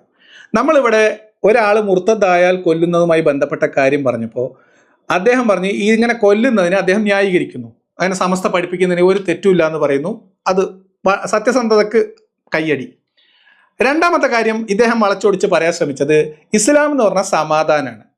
അപ്പൊ റിദ്ദത്ത് ഇസ്ലാം ഉപേക്ഷിക്കാറിനാൽ ഒരാൾ സമാധാനം ഉപേക്ഷിച്ചിട്ട് തീവ്രവാദ പ്രവർത്തനത്തിലേക്കും അക്രമത്തിലേക്കും പോവുക എന്നാണ് അർത്ഥം, ഒരർത്ഥം. അത്തരം സാഹചര്യങ്ങളിലാണ് ഇത്തരം ക്രിയകൾ അവിടുത്തെ ശരീഅത്ത് എന്നുള്ള നാട്ടിൽ ഇമാമ് നടപ്പിലാക്കുക. ഇതല്ല നിങ്ങളെ വാദം? ഇനി മാറ്റി പറയത്. കറക്റ്റ്. ഇതേ മുർത്തദിന് എന്ത് ചെയ്യണം എന്ന 18ാമത്തെ അധ്യായമാണ് സമസ്തയിൽ പഠിപ്പിക്കുന്നത്. നിങ്ങൾ സമസ്ത അംഗീകരിക്കുന്നതുകൊണ്ട് സമാധാനമായി. അപ്പൊ റിദ്ദത്ത് എന്താന്ന് വെച്ചാൽ സമാധാനം ഉപേക്ഷിച്ച് തീവ്രവാദത്തിലേക്ക് പോകാന്നാണ് ഇപ്പൊ നിങ്ങൾ പറഞ്ഞത്. എന്നാൽ ഇതേ പുസ്തകത്തിന്റെ അതിന് തൊട്ട് മുൻപത്തെ അധ്യായം എന്ന് പറഞ്ഞാൽ അദ്ദർസു സാമിനാശറ. അപ്പോ 18ാമത്തെ അധ്യായം, മറ്റത് 19ാമത്തെ അധ്യായമാണ്. 18ാമത്തെ അധ്യായത്തിൽ അരിദ്ദത്തു എന്ന് പറയുന്നുണ്ട്. റിദ്ദത്ത് എന്ന് പറയുന്ന സാധനം എന്താണ്, എങ്ങനെയാണ്, എന്താണ് ഒരാൾ മുർത്തദാവുക എന്നൊക്കെ പറഞ്ഞാൽ എന്ന് വിശദമായി പറയുന്നുണ്ട്. ആ പുസ്തകത്തിന്റെ ചോദ്യാവലയിൽ പിന്നെ പാഠപുസ്തകത്തിന്റെ അവസാനത്തിൽ കുറച്ച് ചോദ്യങ്ങളും ഉത്തരങ്ങളും അറിയാനുണ്ടാവും. ഒന്നാമത്തെ എക്സസൈസ് എന്താ വെച്ചാൽ അരിദ്ദത്തു മാഹിയ, മുർത്തദ് അല്ലെങ്കിൽ റിദ്ദത്ത് എന്ന് പറഞ്ഞാൽ മതപരിത്യാഗം എന്ന് പറഞ്ഞാൽ മാഹിയ എന്താണത്, അത് വിശദീകരിക്കാനാണ് ഈ കുട്ടികൾക്ക് പുസ്തകത്തിൽ പറയുന്നത്. അരിദ്ദത്തു ഖത്ഉ മുകല്ലഫിൻ മുഖ്താരിൻ ഇസ്ലാമിൻ ബി കുഫ്ർ അസ്മൻ ഔ ഖൗലൻ ഔ ഫിഅലൻ മഅ ഇഅ്തിഖാദി ഔ ഇസ്തിഹ്സാഇൻ ഔ ഇനാദിൻ. എന്താണ് റിദ്ദത്ത് എന്ന് സെന്റൻസ് ആയിട്ട് എഴുതി വെച്ചിട്ടുണ്ട്. ഇതിലെവിടെ തീവ്രവാദത്തിന് പോകല്, ഇതിലെവിടെ അക്രമം പ്രവർത്തിക്കല്, ഇതിലെവിടെ ഇൻസെസ്റ്റ്, ഇസ്ലാമിന്റെ അടിസ്ഥാന വിശ്വാസത്തിൽ ഒരു മിനിറ്റ് അതെന്താ ആളുകൾക്ക് തെറ്റിദ്ധാരണ ഉണ്ടാവും. എന്താണ് മുർത്തദ്? പറയട്ടെ, അറബി പറഞ്ഞാൽ മതിയോ? ഇത് ആൾക്കാർക്ക് മനസ്സിലാവണ്ടേ? റിദ്ദത്ത് അരിദ്ദത്തു മാഹിയ എന്ന് ചോദിക്കുമ്പോ കുട്ടികൾ എഴുതേണ്ട ഉത്തരമാണ്, ഒരാള് ഇസ്ലാമിൽ സ്ഥിരപ്പെട്ട ഒരു ഇസ്ലാമിക നിയമത്തെ വാക്കുകൊണ്ടോ പ്രവൃത്തി കൊണ്ടോ നിഷേധിച്ചാൽ മുർത്തദാണ്. ഇസ്ലാമുമായി ബന്ധപ്പെട്ട ഇസ്ലാമെന്ന് മുർത്തദ് പോവാ. അപ്പൊ നിങ്ങൾ പറഞ്ഞ സമാധാനമൊന്നുമില്ല. എന്റെ ചോദ്യം ഓക്കെ, വീണ്ടും എന്റെ ചോദ്യം പ്രസക്തമാവുകയാണ്. കഴിഞ്ഞ 1400 വർഷമായിട്ട് നീ പറഞ്ഞത് വെച്ചിട്ട് എത്ര പേരെ കൊന്നിട്ടുണ്ട് എന്നുള്ളത് ഞാൻ വളരെ കൃത്യമായിട്ട് ചോദിക്കുന്നു. കിട്ടൂല, എനിക്ക് ലിസ്റ്റ് കിട്ടൂല. കാരണം തീവ്രവാദ പ്രവർത്തനം നടത്തിയിട്ടുണ്ടെങ്കിലേ കൊല ചെയ്യാനുള്ളൂ. ഈ ഇഷ്ടം പോലെ ഉണ്ടെന്ന് അറിയില്ല, കിട്ടാൻ വേണ്ടേ? നീ ഒന്ന് തെരഞ്ഞ് നിങ്ങളിതെല്ലാം ഗൂഗിളിൽ നിന്ന് കിട്ടുന്നതല്ലേ? ഗൂഗിളിൽ നിന്നൊന്നല്ല, ഞാനും കുറെ മതപരിത്യാഗിയെ കഴിഞ്ഞ 100 വർഷത്തെടുത്തോ, കഴിഞ്ഞ 100 വർഷമായിട്ട് എത്ര പേരെ? അത് മാത്രം ഞാൻ കഴിഞ്ഞ 75 വർഷമായിട്ട് ഇന്ത്യയിൽ ഏതാണ്ട് 10-30 പേരെങ്കിലും കൊന്നിട്ടുണ്ട് എന്ന് പറഞ്ഞിട്ടുണ്ട്. ഇനി കഴിഞ്ഞ 100 വർഷത്തെ ചരിത്രം എടുത്തോ, അതായത് ഷിർക്ക് ചെയ്തിട്ട് എത്ര പേരെ തൂക്കി കൊന്നിട്ടുണ്ട്, തലവെട്ടി കൊന്നിട്ടുണ്ട് എന്നൊന്ന് പറഞ്ഞോണ്ടോ? പറഞ്ഞുതരാം, പറയട്ടെ. നീ ഇസ്ലാം പറഞ്ഞ ശരിക്കുള്ള ഇസ്ലാം എന്ന് പറഞ്ഞ 2000-ന് ശേഷമുള്ളതാണ് അല്ലേ? ഞാൻ നിനക്ക് എളുപ്പത്തിന് വേണ്ടിച്ച കഴിഞ്ഞ 100 വർഷത്തെ എനിക്ക് 1500 മുമ്പത്തെ എളുപ്പം. ഒരു മിനിറ്റ്, ഞാൻ മനസ്സിലായി. വേണ്ട, ഞാൻ നിങ്ങൾക്ക് എളുപ്പത്തിൽ പറഞ്ഞുതരാം.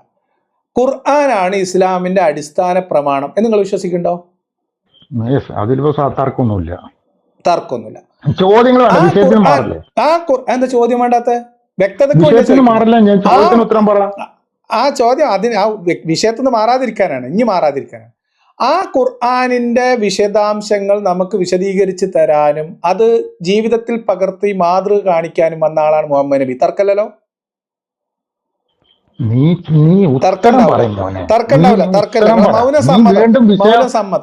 മൗനം സമ്മതം, കന്യകയുടെ കല്യാണ സമ്മതം പോലെ മൗന സമ്മതം. ആ മുഹമ്മദ് നബിയുടെ വാക്കുകളും പ്രവൃത്തികളും അടങ്ങിയ ഗ്രന്ഥങ്ങളാണ് അല്ലെങ്കിൽ പ്രമാണമാണ് ഹദീസ്. ഖുർആൻ കഴിഞ്ഞാൽ പിന്നെ അതിന്റെ സനദ് പരിശോധിച്ച് ഈ ഹദീസിന്റെ നിദാന ശാസ്ത്രം അനുസരിച്ച് സഹിഹായി വിധിക്കപ്പെട്ട ഹദീസുകളിൽ അതാണ് 2ാം പ്രമാണം. ബുഖാരി ഉൾപ്പെടെയുള്ള സഹിഹായ ഹദീസുകൾ, തിരുനബിയുടെ സുന്നത്തുകൾ 2ാം പ്രമാണം. 3ാമത്തത് ഇജ്മാ, ഖിയാസ് തുടങ്ങിയിട്ടുള്ള കാര്യങ്ങളാണ്. ശരീഅത്ത്, ഫിഖ്ഹ് എന്നൊക്കെ പറയുന്നത് ഇത്തരത്തിൽ ഖുർആനിൽ നിന്നും മുഹമ്മദ് നബിയുടെ മാതൃകയിൽ നിന്നും മുഹമ്മദ് നബിയുടെ പറയട്ടെ സുഹൃത്തെ, നിങ്ങൾ ബേജാറായിട്ട് കാര്യമില്ല.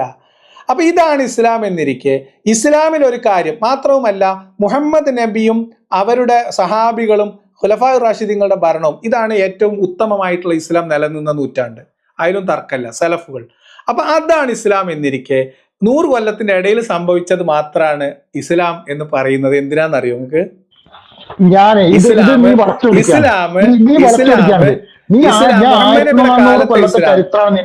തെളിവാണ് നിന്നോട് ചോദിച്ചത്. ഞാൻ 1400 കൊല്ലം മുമ്പത്തെയും പറഞ്ഞു, 2025 അതിന്റെ കാരണം എന്താണെന്ന് പറയാൻ നീ എന്നെ സമ്മതിച്ചില്ല.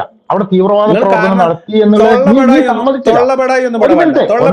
ഉത്തരം പറയാൻ നീ സമ്മതിച്ചില്ല. ഇനി ഞാൻ ചോദിക്കുന്നത്, അതായത് നീ ആ ഗ്രന്ഥത്തിൽ വായിച്ച തെളിവിന്റെ അടിസ്ഥാനത്തിൽ അതിലെന്തൊക്കെയാ പറഞ്ഞിട്ടുള്ളത്? ഷിർക്ക് ചെയ്താൽ ഇസ്ലാമിൽ നിന്ന് പുറത്ത് ഈ ഷിർക്ക് ചെയ്തു എന്നുള്ള കാരണം കൊണ്ട് ഇസ്ലാമിൽ നിന്ന് പുറത്തു പോയിട്ട് എത്ര പേരെ കൊന്നിട്ടുണ്ട് ആ ഒരൊറ്റ കാരണം. ഷിർക്ക് ചെയ്യുന്ന കാരണമൊന്നും വേണ്ട സുഹൃത്തെ. ഇസ്ലാം എന്ന് പുറത്തു പോയെന്ന് പറഞ്ഞാൽ ഷിർക്ക് വേണമെന്ന് നിർബന്ധമൊന്നുമില്ല. നീ അവിടെ വായിച്ച കാരണങ്ങൾ വെച്ചിട്ട് കൊല ചെയ്യപ്പെട്ട ആളുകളുടെ എണ്ണം പറയൂ. ഞാൻ അവിടെ തീവ്രവാദ പ്രവർത്തനോ എവിടുന്ന് കിടന്ന് മെഴുകുന്നത്? ഇസ്ലാമിലുള്ള നിയമം അനുസരിച്ച് ഇസ്ലാം ഉപേക്ഷിച്ചാൽ മുർത്തദ്ദായ ഒരാളെ കൊല്ലണം എന്ന മത നിയമം ഉണ്ട്. അത് മദ്രസയിൽ പഠിപ്പിക്കുന്നുണ്ട്. നാട്ടിലല്ലേ ശരിയത്ത് നിയമമുള്ള നാട്ടിൽ. വളരെ നല്ല ഉത്തരം. നീ മാറ്റി പറയരുത്. പറഞ്ഞ കാര്യല്ലേ പറഞ്ഞേ. അപ്പൊ വ്യക്തത വന്നു. സമാധാനത്തിന് വിരുദ്ധമായ പ്രവർത്തനം നടത്തുന്നതല്ലേ?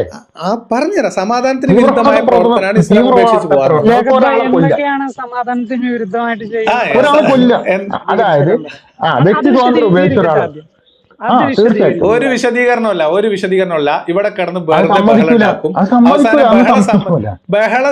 ബഹളം സഹിക്കാതെ നമ്മൾ പുറത്താക്കും. അപ്പൊ അപ്പുറത്ത് പോയിട്ട് പുറത്താക്കി എന്ന് പറഞ്ഞ കരിയത്രേ ഉള്ളൂ.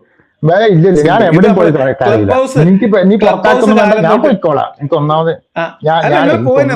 നിങ്ങൾ പറയുന്ന പോയിന്റിന് തെളിവുണ്ടെങ്കിൽ ഞാൻ ആൾക്കാരെ ഇതിനു മുമ്പ് ഞാൻ പറഞ്ഞില്ലേ, ഈ കമാൽ ഭാഷയെ വെച്ച് നോക്കുമ്പോഴൊക്കെ നീ ഒരു പുഴുക്കളാണ് ഇവിടുത്തെ. മനസ്സിലായ? അയാള് ഫ്രഞ്ച് സൈന്യത്തോട് പോരാടിയിട്ട് അവിടെ ഹീറോ ആയിരുന്നു, തുർക്കികളുടെ ഹീറോ ആയിരുന്നു അയാള്. അറിയില്ല? നെതന്യാഹു ഹീറോ ആയിരിക്കും. അതെങ്ങനെ? ആ രാജ്യത്ത് അങ്ങനല്ല. അതിങ്ങനെ മുസ്ലിങ്ങൾക്ക് വേണ്ടിട്ട് ആള് പോരാടിയത്? മുസ്ലിങ്ങൾക്ക് വേണ്ടി ഖിലാഫത്തിന് വേണ്ടി പോരാടിയോ?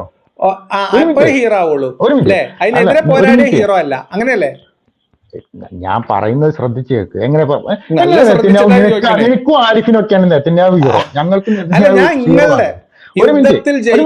യുദ്ധത്തിൽ സൈന്യത്തോട് പോരാടി ജയിക്കുന്നതാണ് ഹീറോയിസം എങ്കിൽ നമുക്ക് മഹാത്മാഗാന്ധി ഹീറോ അല്ലേ? നമുക്ക് ബ്രിട്ടീഷുകാരോട് പോരാടിയ മഹാത്മാഗാന്ധി, അതേമാതിരി സുഭാഷ് ചന്ദ്രബോസ്, ഇവരൊക്കെ നമുക്ക് ഹീറോ അല്ലേ? എന്ന അതൊക്കെ എന്താ മതം മാറ്റാൻ ആളെ കൊല്ലം നടക്കുന്ന പോലെ?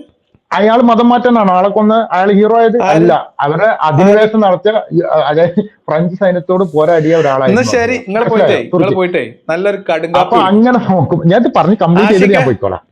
അങ്ങനെ ഞാൻ പറയട്ടെ അങ്ങനെ നോക്കുമ്പോൾ നിങ്ങളൊക്കെ വെറും പുഴുക്കൾ മാത്രാണ്. മനസ്സിലായ? നീ അയാളെ വെച്ച് കമ്പയർ ചെയ്യുമ്പോ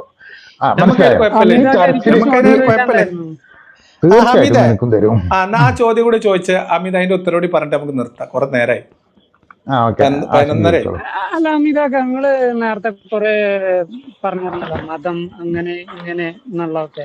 നിങ്ങൾ മതത്തിൽ പറയണ ദൈവത്തിന്റെ, നിങ്ങളുടെ പടച്ചോന്റെ കാര്യത്തിൽ ഒരു ചോദ്യം ചോദിക്കട്ടെ? പടച്ചോൻ എന്തിനാ മനുഷ്യർക്കിടയിൽ വിഭാഗീയത ഉണ്ടാക്കിയത്?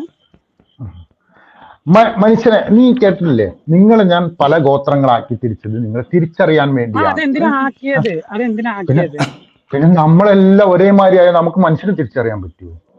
നമ്മളെല്ലാം ഒരേമാതിരിയായി എങ്ങനെ തിരിച്ചറിയാം?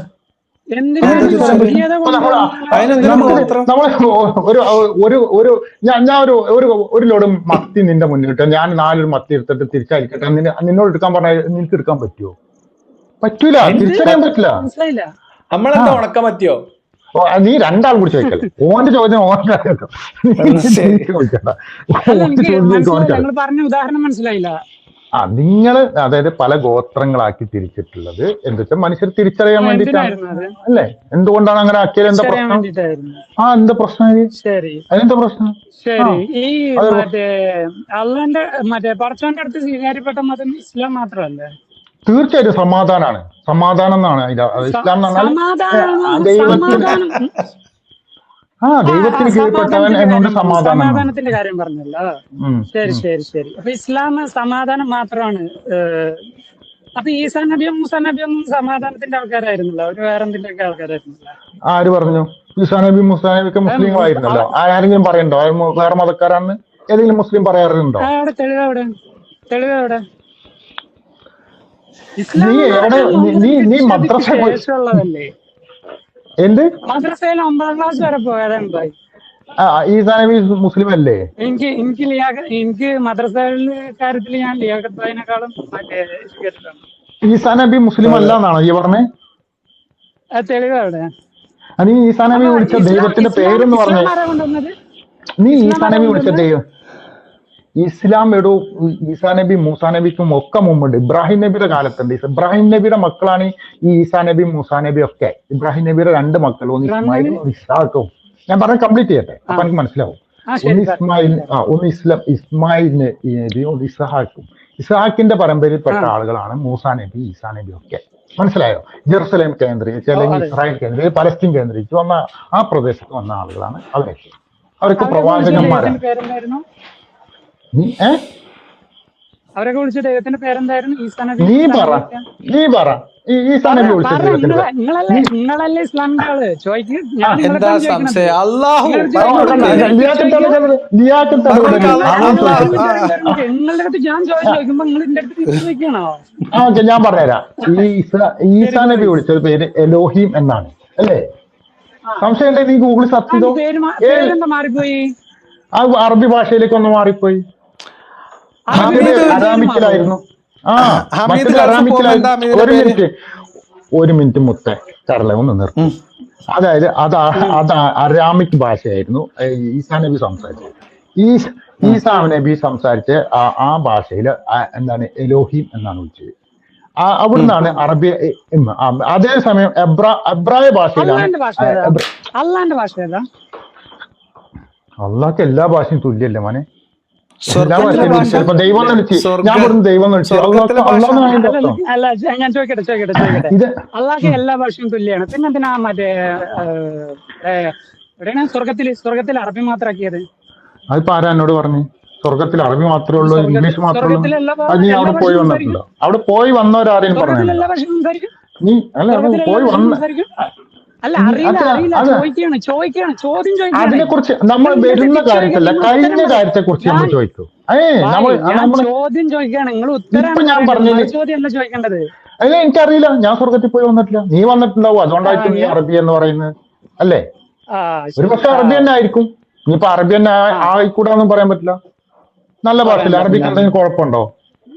ശരി. ആദ്യമായിട്ട് മറ്റേ ആദം നബിനല്ലേ ഉണ്ടാക്കിയെന്ന് പറഞ്ഞത്? അതിപ്പോ എനിക്ക് എങ്ങനെ അറിയാം? അതൊന്നും ഞാൻ എന്നോട് അന്വേഷിക്കാനും കണ്ടെത്താനൊന്നും പറഞ്ഞിട്ടില്ലല്ലോ. നമുക്ക് ആവശ്യമുള്ള ഇവിടെ ഇഷ്ടം പോലെ ചർച്ച ചെയ്യാണ്ട്. ഇവരൊക്കെ 4 വർഷം ഇതും കൊണ്ട് ഉത്തരിക്കും. നീ ആദ്യം ഇത് അതൊന്നുമല്ല ഇസ്ലാം. ഇസ്ലാം എന്ന് പറഞ്ഞാൽ നിങ്ങൾ ഒന്നാമത് നിങ്ങൾ മനസ്സിലാക്കാത്തോണ്ടാ. ഞാൻ പറഞ്ഞിട്ടേ, അതിനെക്കുറിച്ച് മനസ്സിലാക്കി അതൊരു അത്ഭുതം കൂടിയാണ്. അത് വിശ്വാസം മാത്രമല്ല, അതൊരു അത്ഭുതം കൂടിയാണ്. മനസ്സിലായോ? നിങ്ങൾക്ക് ആവശ്യമുള്ളതാണത്.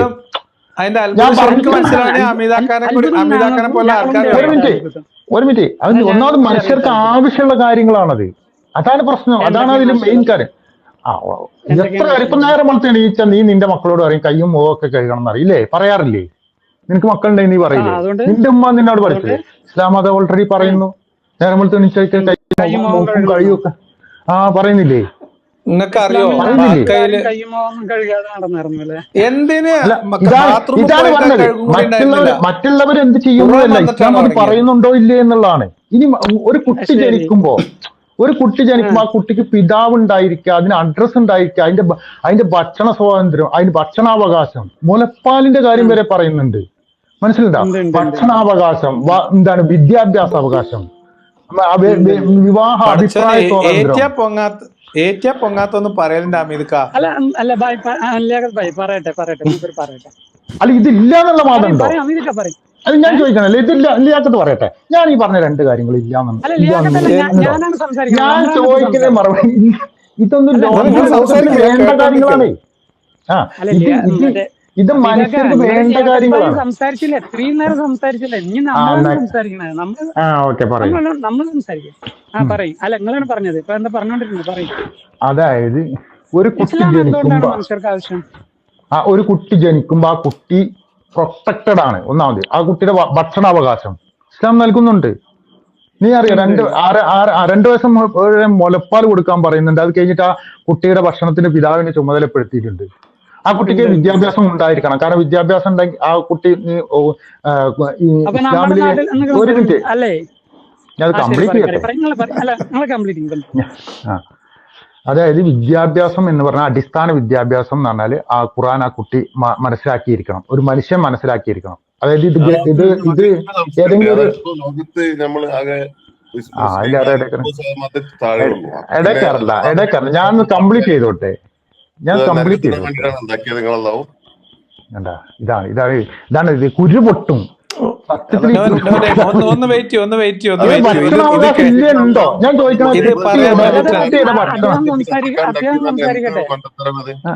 അത് കുട്ടിയുടെ ഭക്ഷണ അവകാശം പറയുന്നത് മറ്റേത് മതമുണ്ട് ലോകത്ത്?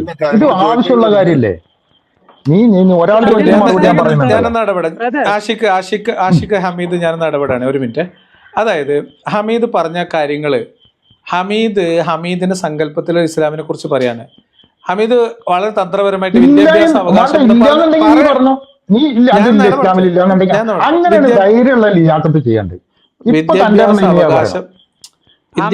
അവകാശം എന്നൊക്കെ പറഞ്ഞാൽ മക്കളെന്താ ജനിക്കൂലേ, ഭക്ഷണ അവകാശം ഉണ്ടോ?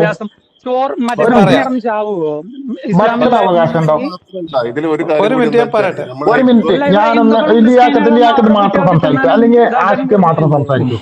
ഞാൻ ചോദിക്കുന്നത് ഹമീദ്, ഞാൻ സമയം തരാം. ഹമീദ്, ഞാൻ പറയുന്ന സമയത്ത് സംസാരിക്കുക. ഒരു 30 സെക്കൻഡ് സംസാരിച്ചാലേ നടക്കുള്ളൂ, കാരണം അല്ലെങ്കിൽ ഇത് പണിയാണ്.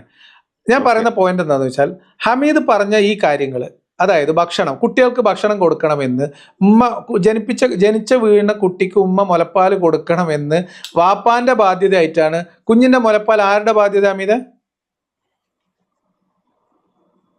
വാപ്പാന്റെ അല്ലേ? നീ പറഞ്ഞോ, നീ സംസാരിച്ചോ, നീ ഒരു പ്രശ്നമില്ല. അപ്പൊ ഇതൊക്കെ ഈ പല്ല് തേക്കലും മൂത്രമൊഴിച്ച കഴുകലും അപ്പിട്ട കഴുകലും ഒക്കെ ഖുർആനിലുണ്ട് എന്നുള്ളതാണ് വലിയ സംഭവം. ജനിച്ച കുട്ടിക്ക് പാൽ കൊടുക്കണം, അവർക്ക് ഭക്ഷണം കൊടുക്കണം, അല്ല സ്കൂളിൽ പറഞ്ഞേക്കണം എന്നൊക്കെ ഖുർആനിലുള്ളത് കൊണ്ട് ചെയ്യുന്നു എന്നാണ് ഹമീദ് പറഞ്ഞതിൻ്റെ ആകത്തുക. അപ്പോൾ ഇതൊക്കെ എന്ത് തരം അവസ്ഥയാണ് എന്ന് ആലോചിക്കുക. നിങ്ങൾ അപ്പിട്ട കഴുകൊണ്ടിട്ടില്ലേ എന്നൊരു അള്ളാഹ് ഖുർആനിൽ പറയാം. അതിൻ്റെ ഷർത്ത് പറഞ്ഞത് വിശദീകരിക്കാൻ ഫിഖ്ഹിൽ അധ്യായം, പിന്നെ മനോഹരം ചെയ്യുന്നതിൻ്റെ ഷർത്തും ഫർളും, അതിൻ്റെ എങ്ങനെയൊക്കെയാണത്, എപ്പോഴാണത് ശരിയാവുക, മണം, രുചി എന്നൊക്കെ പറഞ്ഞിട്ട് കുറേ കണക്കുണ്ട്. ഇതൊന്നും ഇനിയും കൂടെ വായിപ്പിക്കേണ്ട. ഞാൻ പറഞ്ഞതെന്താ വെച്ചാൽ, ഇത്തരത്തിലുള്ള കാര്യങ്ങൾ പറയാൻ ഒരു ഇസ്ലാമും വേണ്ട. മുഹമ്മദ് നബി ഈ ഇസ്ലാമൊക്കെ ഉണ്ടാക്കുന്നതിൻ്റെ മുമ്പ് മുഹമ്മദ് നബി അവിടെ നല്ല സുന്ദരമായിട്ട് ജീവിച്ചു വന്നിട്ടുണ്ട്, നിങ്ങൾ പറഞ്ഞ ജാഹിലിയ കാലത്ത്. അപ്പോൾ അതൊക്കെ പോട്ടെ. ഞാൻ പറഞ്ഞത് ഒരു ചെറിയ കാര്യം, ഒന്ന് ആഷിക്ക് ഒന്ന് ഹോൾഡ് ചെയ്യും, നോനേമൈൻ്റെ ഇടയിൽ എന്തോ ഇടപെട്ട് പറഞ്ഞു, അത് കഴിഞ്ഞിട്ട് ഒരു 30 സെക്കൻഡിൽ ഹമീദ് പറയാനുള്ളത് പറയട്ടെ. ഓക്കെ. അതായത് ഞാൻ 2 കാര്യം എനിക്ക് ചോദിക്കാനുള്ളത്. ഒന്ന്, ലോകത്ത് ഈ 30% ഇസ്ലാമുള്ളൂ. അപ്പൊ ഈ ലോകം പഠിച്ച ഈ അള്ളാഹു 70% ആൾക്കാരും നരകത്തിലെ വർഗതുള്ളിയാക്കാൻ വേണ്ടിയിട്ടാണ് ഈ ലോകം സൃഷ്ടിച്ചതെന്നാണ് ഒരു ചോദ്യം. അപ്പൊ രണ്ടാമത്തെ ചോദ്യം എന്ന് പറഞ്ഞാൽ, ഈ അൽഖ്വയ്ദ അഥവാ ISIS ഒക്കെയാണ് ഇസ്ലാമിന്റെ ഒറിജിനൽ വക്താക്കൾ. ഇവരാണ് ശരിക്കും തീവ്രവാദം മറ്റുള്ള ലോക രാജ്യങ്ങൾ വിളിക്കുന്നത്. ഇവര് ഇപ്പോഴും ആളുകൾ കൊല്ലലാണ് ചെയ്തുകൊണ്ടിരിക്കുന്നത്. അപ്പൊ ഈ കൊല്ലുമ്പോ കിട്ടുന്ന സമാധാനമാണോ ശരിക്കും ഇസ്ലാമിലെ സമാധാനം എന്നാണ് എനിക്ക് ഈ പറഞ്ഞ ഹമീദാക്കിനോട് ചോദിക്കാറുള്ളത്. ഈ 2 ക്വസ്റ്റ്യനാണുള്ളത്. 2 ചോദ്യം ഹമീദ് ക, നല്ല സിമ്പിൾ ആയിട്ട് നല്ല മണി പോലെ 2 ചോദ്യത്തിന് ഉത്തരം പറഞ്ഞോളൂ. അങ്ങനെ നമുക്ക് ശരിയാക്കാം. 30 സെക്കൻഡ് അല്ലെ 1 മിനിറ്റ് 2 ചോദ്യത്തിന്. ഒന്നാമത് ലിയാക്കത്ത് പറഞ്ഞു, അതായത് കുട്ടിക്ക് ഭക്ഷണം കൊടുക്കേണ്ട കാര്യങ്ങളൊക്കെ പറയേണ്ടതുണ്ടോ എന്നുള്ളത്. അത് പറയാനും വേണ്ട ഒരു സംവിധാനം. അപ്പൊ നമ്മൾ ഭരണഘടന നിരവധി കാര്യങ്ങൾ പറഞ്ഞിട്ടുണ്ട്. ഇതൊക്കെ എന്തിനാ പറയുന്നത് എന്ന് ചോദിച്ചാൽ, നാളെ ഒരു വിഭാഗം എന്ന് ചോദിച്ചാൽ എന്താ ഇത് പറയേണ്ടതുണ്ട്. നിങ്ങൾ നടത്തുന്നുണ്ടോ ഇല്ലേ, അല്ലെങ്കിൽ മറ്റുള്ളവർ നടത്തും. എത്രയോ കുട്ടികൾ ഭക്ഷണം കിട്ടാതെ, എത്രയോ കുട്ടികളെ തോട്ടിലെറിഞ്ഞ് കൊന്ന ചരിത്രം നമ്മുടെ നാട്ടിലൊക്കെ തന്നെ ഉണ്ട്. ലോകത്ത് എത്രയോ കുട്ടികളെ കൊന്നിട്ടുണ്ട്. മനസ്സിലായോ? പെൺകുഞ്ഞുങ്ങളാണ് എന്നുള്ളത് കൊണ്ട് കൊല ചെയ്യപ്പെട്ടിട്ടുണ്ട്. അപ്പൊ ഈ കുട്ടികളുടെ ഭക്ഷണ സ്വാതന്ത്ര്യവും അവരുടെ അവകാശങ്ങളും പറയേണ്ടതുണ്ട്, ഒരു മതം പറയേണ്ടതുണ്ട് എന്നുള്ളത് മാനവിക ബോധമുള്ള ആളുകൾക്ക് മനസ്സിലാവും. രണ്ടാമത് ഇയാൾ ചോദിച്ചിട്ടുള്ളതാണ്, അൽഖ്വയ്ദയും ISIS ഒക്കെ വന്ന് ആളുകളെ കൊല്ലുന്നതാണോ ഇസ്ലാം എന്നുള്ളത്. കഴിഞ്ഞ 1400 വർഷമായിട്ടുണ്ട് സുഹൃത്തെ. ഈ 2000 തുടങ്ങിയതല്ല ഇസ്ലാം എന്ന് പറയുന്നത്. മനസ്സിലായോ? 1400 വർഷമായിട്ട് ഇസ്ലാം പൂർണ്ണമായിട്ട് ഇവിടെ സാമൂഹ്യ വ്യവസ്ഥയിൽ നിലനിൽക്കുന്ന ഒരു മതമാണ്. മാത്രമല്ല അത് കംപ്ലീറ്റ് ചെയ്യട്ടെ, ഞാൻ പറയട്ടെ. 1 മിനിറ്റാണ് പറഞ്ഞോട്ടെ പുള്ളി, ഒരു 30 സെക്കൻഡ് കൂടി വേഗം പറയും. അപ്പോ ഇത് വ്യക്തി സ്വാതന്ത്ര്യത്തിന് ഉപയോഗിക്കപ്പെടേണ്ട മതമല്ല. വ്യക്തി സ്വാതന്ത്ര്യത്തിന് ഉപയോഗിക്കുക എന്നുള്ള പറഞ്ഞാൽ നാം ഒരു ദൈവത്തെ ഉണ്ടാക്കുക, അല്ലെങ്കിൽ നമ്മളൊരു ദൈവമാകുക, അങ്ങനെയുള്ള സംവിധാനമാണ് ഇന്ത്യൻ പ്രദേശത്ത് ഉണ്ടായിരുന്നത്. അതില് പെടുന്നൊരു സംവിധാനമാണ് ഈ നിങ്ങളുടെ യുക്തിവാദം എന്ന് പറയുന്നത്. മനസ്സിലായോ? ഇന്ത്യയിൽ അല്ലെങ്കിൽ സിന്ധു നദീതട സംസ്കാരവുമായി ബന്ധപ്പെട്ടിട്ട് ഇന്ത്യയിൽ വന്നിട്ടുള്ള ഒരു സംവിധാനം. അവിടെ യാതൊരു സാമൂഹ്യ ബാധ്യതയെ കുറിച്ചോ ഒന്നും പറയാത്ത നിങ്ങൾക്ക് ഇത് മനസ്സിലാവില്ല. നിങ്ങൾ അതിനെക്കുറിച്ച് ചിന്തിച്ചിട്ടില്ല. അതുകൊണ്ടാണ് നിങ്ങൾക്ക് ഈ പ്രശ്നമൊക്കെ ഇനി പറഞ്ഞത്. ശരി ശരി ശരി. ഇനി ഒരു രണ്ട് കാര്യങ്ങൾ. ഒന്ന്, ഹമീദ് ഖാൻ ചോദിച്ച ചോദ്യത്തിന് മറുപടി വന്നിട്ടില്ല, ഒന്നാമത്തെ കാര്യം. രണ്ടാമത്തത് 30% മുസ്ലിങ്ങൾ സ്വർഗത്തിൽ പോകുന്നു നിങ്ങൾ പറഞ്ഞത് തെറ്റാണ്. കാരണം മുസ്ലിങ്ങളിൽ തന്നെ വലിയ വിഭാഗം നരകത്തിലാണ്. അപ്പൊ ഇത് ആകത്തുകയിൽ നോക്കിയാൽ ഒരു 10% പോലും പോകുമെന്ന് ഉറപ്പിച്ച് പറയാൻ ഇവർക്ക് തന്നെ വയ്യ. ഒന്നാമത്തെ കാര്യം. രണ്ടാമത്തെ കാര്യം, അള്ളാഹുവിന് സ്വർഗവുമായി യാതൊരു കരാറുമില്ല. കരാറുള്ളത് നരകവുമായിട്ടാണ്. അള്ളാഹ് നരകത്തിന്റെ ആളാണ്. നരകത്തിന്റെ വാപ്പയാണ് അള്ളാഹ്. നരകത്തിന് തിന്നാൻ കൊടുക്കലാണ് അള്ളാന്റെ ദൗത്യം. അതാണ് ആ കാര്യത്തിൽ പറയാനുള്ളത്. ഇനി പറയാൻ പറ്റും, കരുണാമയനും ഒക്കെയാണ് അള്ളാഹു. അതും കൂടി പറയാൻ അതിന്റെ കൂടുതൽ കത്തിക്കുമ്പോഴേ അത് പറഞ്ഞിട്ടാണ് കത്തിക്ക. കത്തുന്നോലും അത് പറഞ്ഞിട്ട് കത്തും എന്നാണ് പറഞ്ഞത്. അപ്പൊ അത് അത്രയും അങ്ങനെയാണ്. ആ കത്തിക്കൽ തന്നെ അള്ളാന്റെ റഹ്മത്താണ്. നമ്മളെ മുജാഹിദ് ബാലുശ്ശേരി പറഞ്ഞ മാതിരി 1000 കാല അരിയുന്നുണ്ടെങ്കിൽ ആ അരിയൽ കാരുണ്യമാണ് എന്നാണ് അതിനെ മനസ്സിലാക്കേണ്ടത്. ആശിക്കും കൂടി പറഞ്ഞിട്ട് നമുക്ക് നിർത്താം. അതെ അതെ അതെ. ഒന്നാമത്തെ കാര്യം എന്താണെന്ന് വെച്ച് കഴിഞ്ഞാൽ ഇസ്ലാം എന്നാ തിന്നാനും കുടിക്കാനും ഇസ്ലാം അതും കൂടി ഇസ്ലാം പറയണം. അതായത് എന്നോ പറഞ്ഞ കണക്കനുസരിച്ച് ഈ 30% വരുന്ന മനുഷ്യന്മാര് മാത്രമേ അവരുടെ മക്കൾക്ക് തിന്നാന് കുടിക്കാന് അവരുടെ മക്കൾക്ക് വിദ്യാഭ്യാസമൊക്കെ കൊടുക്കുന്നുള്ളൂ. ബാക്കി 70% ആൾക്കാരുടെ മക്കൾ ഇവിടെ പട്ടിണി കിടക്കുകയാണ് എന്നുള്ളതാണ് ഇപ്പൊ ഹമീദ് ഖാന്റെ വാദം. ഒന്നാമത്തെ പോയിന്റ്. പിന്നെ ഇപ്പൊ ഈ സ്വർഗത്തിന്റെയും നരകത്തിന്റെയും കാര്യം പറഞ്ഞല്ലോ. ആര് സ്വർഗത്തിൽ പോകണം ആര് നരകത്തിൽ പോകണം എന്നുള്ളത് അള്ളാന്റെ തീരുമാനമാണ്. അള്ളാഹ് ഖുർആനിൽ പറഞ്ഞിരിക്കുന്നത് എന്താണ്? ഞാൻ ഉദ്ദേശിക്കുന്ന ആൾക്കാരെ ഞാൻ നന്മാർഗത്തിലാക്കും. ഞാൻ ആരെയാണ് ഉദ്ദേശിക്കുന്നത് അവരെ തിന്മാർഗത്തിലും ആക്കും. അപ്പോ പടച്ചോനെ ആരൊക്കെ സ്വർഗത്തിൽ പോകണം ആരൊക്കെ നരകത്തിൽ പോകണം എന്ന് ഖുർആനിൽ തന്നെ പറയുന്നുണ്ട്. എന്ത്? മനുഷ്യന്മാർക്ക് വ്യക്തി സ്വാതന്ത്ര്യം ഉണ്ട് എന്നുള്ളതല്ല, മനുഷ്യന്മാർക്ക് അവരുടെ സ്വന്തം ഇഷ്ടത്തിന് ചിന്തിക്കാൻ പോലും ഉള്ള കഴിവ് പടച്ചോൻ കൊടുത്തിട്ടില്ല. അതായത് എന്താ പറയാ, ലിറ്ററലി മലക്കുകളുടെ വേറൊരു വേർഷനാണ് മനുഷ്യന്മാര്. മലക്കുകളുടെ അടുത്ത് ആജ്ഞാപിച്ചാൽ അവർ ചെയ്യും. മനുഷ്യന്മാരുടെ അടുത്ത് ആജ്ഞാപിക്കുക വേണ്ട, ഓൾറെഡി പ്രോഗ്രാം ചെയ്ത് വെച്ചിരിക്കുകയാണ്, ഇവൻ ഇന്നത് ചെയ്യും. ഇപ്പൊ ഞാനായിക്കോട്ടെ, ലിയാഖത്ത് ഭായ് ആയിക്കോട്ടെ, ഇപ്പൊ ഇസ്ലാമിനെ വിമർശിക്കുന്നത് അള്ളാഹ് തീരുമാനിച്ചത് കൊണ്ട് നമ്മൾ ചെയ്യണു. അതിന്റെ പേരിൽ അള്ളാഹ് തീരുമാനിച്ച പ്രകാരം നമ്മൾ ഇസ്ലാമിനെ വിമർശിക്കുന്നു, അല്ലെങ്കിൽ മുർത്തദായതിന്റെ പേരിൽ അള്ളാന്റെ ആ തീരുമാനം നമ്മൾ അനുസരിച്ചതിന്റെ പേരിൽ അള്ളാഹ് നമ്മളെ നരകത്തിലിടുന്നു. ആ അള്ളാഹ് ആരാണ്? അർ-റഹ്മാൻ. അത് മാത്രല്ല, അള്ളാഹ്ക്ക് ഇബ്ലീസിനെ പറഞ്ഞയക്കുമ്പോ തന്നെ അറിയാം നമ്മൾ എന്താ ചെയ്യാൻ പോകുന്നത്. മുൻകൂട്ടി കാര്യങ്ങൾ അറിയാൻ പറ്റുമോ? ഇബ്ലീസിനെ പറഞ്ഞയക്കുമ്പോ തന്നെ അറിയാം ഇതൊക്കെ ചെയ്യുന്ന അറിയാം. അറിഞ്ഞുകൊണ്ട് പിന്നെ ഇങ്ങനെ ഒരു ചതി അള്ളാഹു ചെയ്യണമെന്നാണ് എനിക്ക് ചോദിക്കാനുള്ളത്. അല്ല ഭായ്, എന്താന്ന് വെച്ച് കഴിഞ്ഞാൽ മനുഷ്യന്മാരെക്കാളും അള്ളാഹുവിന്റെ ചതിയില് ഒരു കാര്യം കൂടി ആഡ് ചെയ്യാം. അള്ളാഹുവിന്റെ ചതിയില് നിങ്ങൾ ഈ പറഞ്ഞ ഇബ്ലീസിനെ പറഞ്ഞയക്കുന്നതല്ല, ജിന്നുകളുടെ കൂട്ടത്തിൽ നിന്ന് ഇബ്ലീസിന്റെ ദർജ ഉയർത്തി അള്ളാഹിന്റെ അടുത്തേക്ക് കൊണ്ടുപോകുമ്പോ തന്നെ അള്ളാഹ്ക്ക് അറിയാം നാളെ ഇത് ഇബ്ലീസ് ആക്കാനുള്ളതാണ്. അപ്പൊ അള്ളാഹിന്റെ ചതി ഇബ്ലീസ്. ഞാൻ ഹമീദ് ഖാനോട് ഒരു ചോദിച്ചു നോക്കട്ടെ, ഇബ്ലീസിനെയാണോ ഒരു മിനിറ്റ് പൂർണ്ണമായിട്ട് ഹമീദ് ഖാൻ കൊടുക്കാം. ഒന്നാമത് ഇവിടുത്തെ 30%ആണോ 40%ആണോ എന്നൊന്നും പറയേണ്ട ബാധ്യത എനിക്കില്ല. അതൊക്കെ പടച്ചോൻ എടുത്ത് കിടക്കുന്ന കാര്യങ്ങളാണ്. മനസ്സിലായോ? മനുഷ്യന് അഭിപ്രായ സ്വാതന്ത്ര്യം നൽകിയിട്ടുണ്ട് എന്നുള്ളത് കൊണ്ട് നിങ്ങൾ മൃതത്തായത് കൊണ്ട് ഇവിടെ ഇസ്ലാം ഇല്ലാതാവോ? നിങ്ങളെക്കാൾ കൂടുതൽ അപ്പുറത്ത് യൂറോപ്പിലൊക്കെ ഇങ്ങോട്ട് വരുന്നുണ്ട്. അതും അത്യാവശ്യം അറിയപ്പെടുന്ന ആളുകൾ തന്നെ. മനസ്സിലായോ? അതെന്തുകൊണ്ടാണ്? അവർക്കൊരു സാമൂഹ്യ ജീവിത രീതിക്ക് ഒരു ചിട്ടയായ സാമൂഹ്യ കുടുംബ അല്ലെങ്കിൽ സാമൂഹ്യ ജീവിത രീതി വേണം എന്നുള്ളത് കൊണ്ടാണ് അവർ വരുന്നത്. അതിൽ തന്നെ ഇപ്പൊ എല്ലാവരും സ്വർഗത്തിൽ പോകും, എല്ലാവരും നരകത്തിൽ പോകും, ഇതൊന്നും പറയാൻ ഇതൊരു ഇറലവന്റ് ക്വസ്റ്റ്യൻ ആണോ എന്നാണ് തന്നെ. ഇതിന് യാതൊരു ബാധ്യതയില്ല മറുപടി പറയേണ്ടത്. അത്തരം കാര്യങ്ങളെ കുറിച്ച് ചർച്ച ചെയ്യേണ്ട യാതൊരു കാര്യമില്ല. കാരണം അതൊക്കെ വരാനിരിക്കുന്ന കാര്യങ്ങൾ. ഞാൻ എന്താ പ്രവാചകനാണ് അതൊക്കെ പറഞ്ഞു തരാൻ? അല്ല. അതിനുള്ള ബാധ്യത എനിക്കില്ല. നമ്മൾ കഴിഞ്ഞ കാര്യങ്ങളും അല്ലെങ്കിൽ ഇസ്ലാമിൽ നമ്മൾ കാണുന്ന ഇസ്ലാം എന്താണ്, നമ്മൾ പഠിച്ച ഇസ്ലാം എന്താണ് എന്നൊക്കെ പരിശോധിക്കുമ്പോൾ ഇത് മനുഷ്യന് ആവശ്യമുള്ള ഒരു കാര്യമാണ്. അത് മറ്റാരും പറയുന്നില്ല, അത് മതം പറയുന്നു. മറ്റ് ഇപ്പൊ ഓരോ നാടുകളിൽ ഭരണഘടന ഉണ്ടാക്കിയിട്ട് ആ നാട്ടിൽ എങ്ങനെ ജീവിക്കണം എന്ന് പറയുന്നതുമായി തന്നെ ഇസ്ലാം എന്ന മതം ആ മതത്തിന്റെ കാര്യങ്ങൾ പറയുന്നു എന്നുള്ളൂ. നിങ്ങൾക്ക് എടുക്കേണ്ടവർക്ക് എടുക്കാം, പുറത്തു പോകേണ്ടവർക്ക് പുറത്തു പോകാം. ഇതാണ് ഒറ്റ കാര്യം പറയണ്ട. അതിലിപ്പോ ഈ ജർമ്മനിയിലൊക്കെ ഒരു ഇസ്ലാമിനെ സ്വീകരിച്ച് സമാധാനം പുലുക്കി ലാസ്റ്റ് ഇപ്പം കംപ്ലീറ്റ് പിടിച്ച് പുറത്താക്കി. കാരണം അവിടുത്തെ സമാധാനം അതോടുകൂടി പോയി. അതിന് തെളിവൊക്കെ കംപ്ലീറ്റ് പിടിച്ച് പുറത്താക്കി. ഇത്ര ആവശ്യമില്ലാത്ത കാര്യങ്ങളൊന്നും സംസാരിക്കണ്ടേ. ഇത് എത്രയോ ആളുകളെ മതം സ്വീകരിച്ചതിന് എത്ര പേരെ ജർമ്മനിയിൽ നിന്ന് പുറത്താക്കി. എന്തിനാണ് ആവശ്യം? ഇത്ര ആളുകളൊക്കെ ചർച്ചയ്ക്ക് വരുന്നത് സമാധാനത്തിലല്ലേ പോയിക്കൊണ്ടിരിക്കുന്നത്. നിങ്ങൾ അങ്ങനൊന്നും പറയില്ലേ. അഫ്ഗാനിസ്ഥാനിൽ മാത്രമേ മുസ്ലിങ്ങളുള്ളൂ.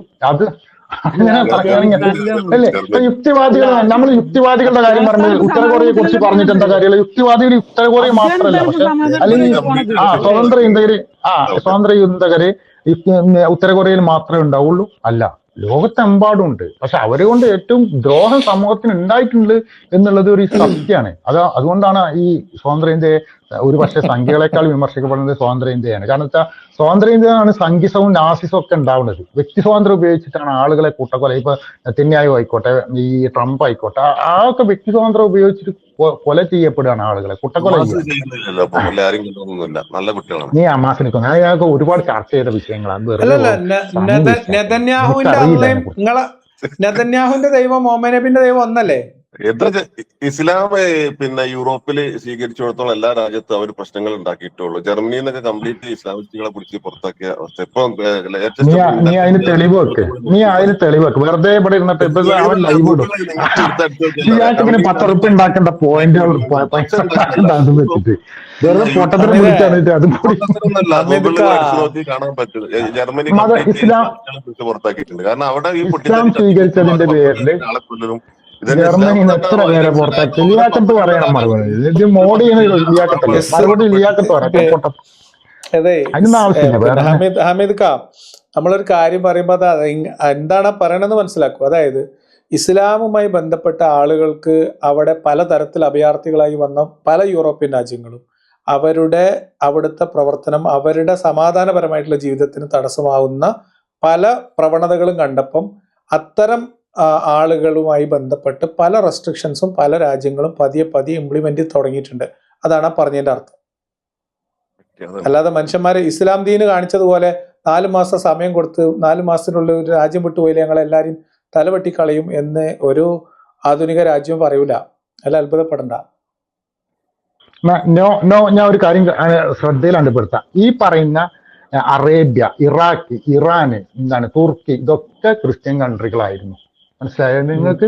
ചരിത്രം പോയി പഠിച്ചാൽ മതി. ആദ്യം ബഹുദൈവ വിശ്വാസികളായിരുന്നു. ഒരു മിനിറ്റ് ഞാൻ കംപ്ലീറ്റ് ചെയ്യട്ടെ. അവിടെയൊക്കെ ഇപ്പം ഇസ്ലാമാണുള്ളത്.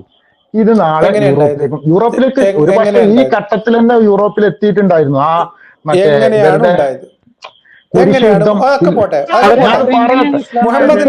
കംപ്ലീറ്റ് ചെയ്യാൻ സമ്മതിക്കും നിങ്ങൾ.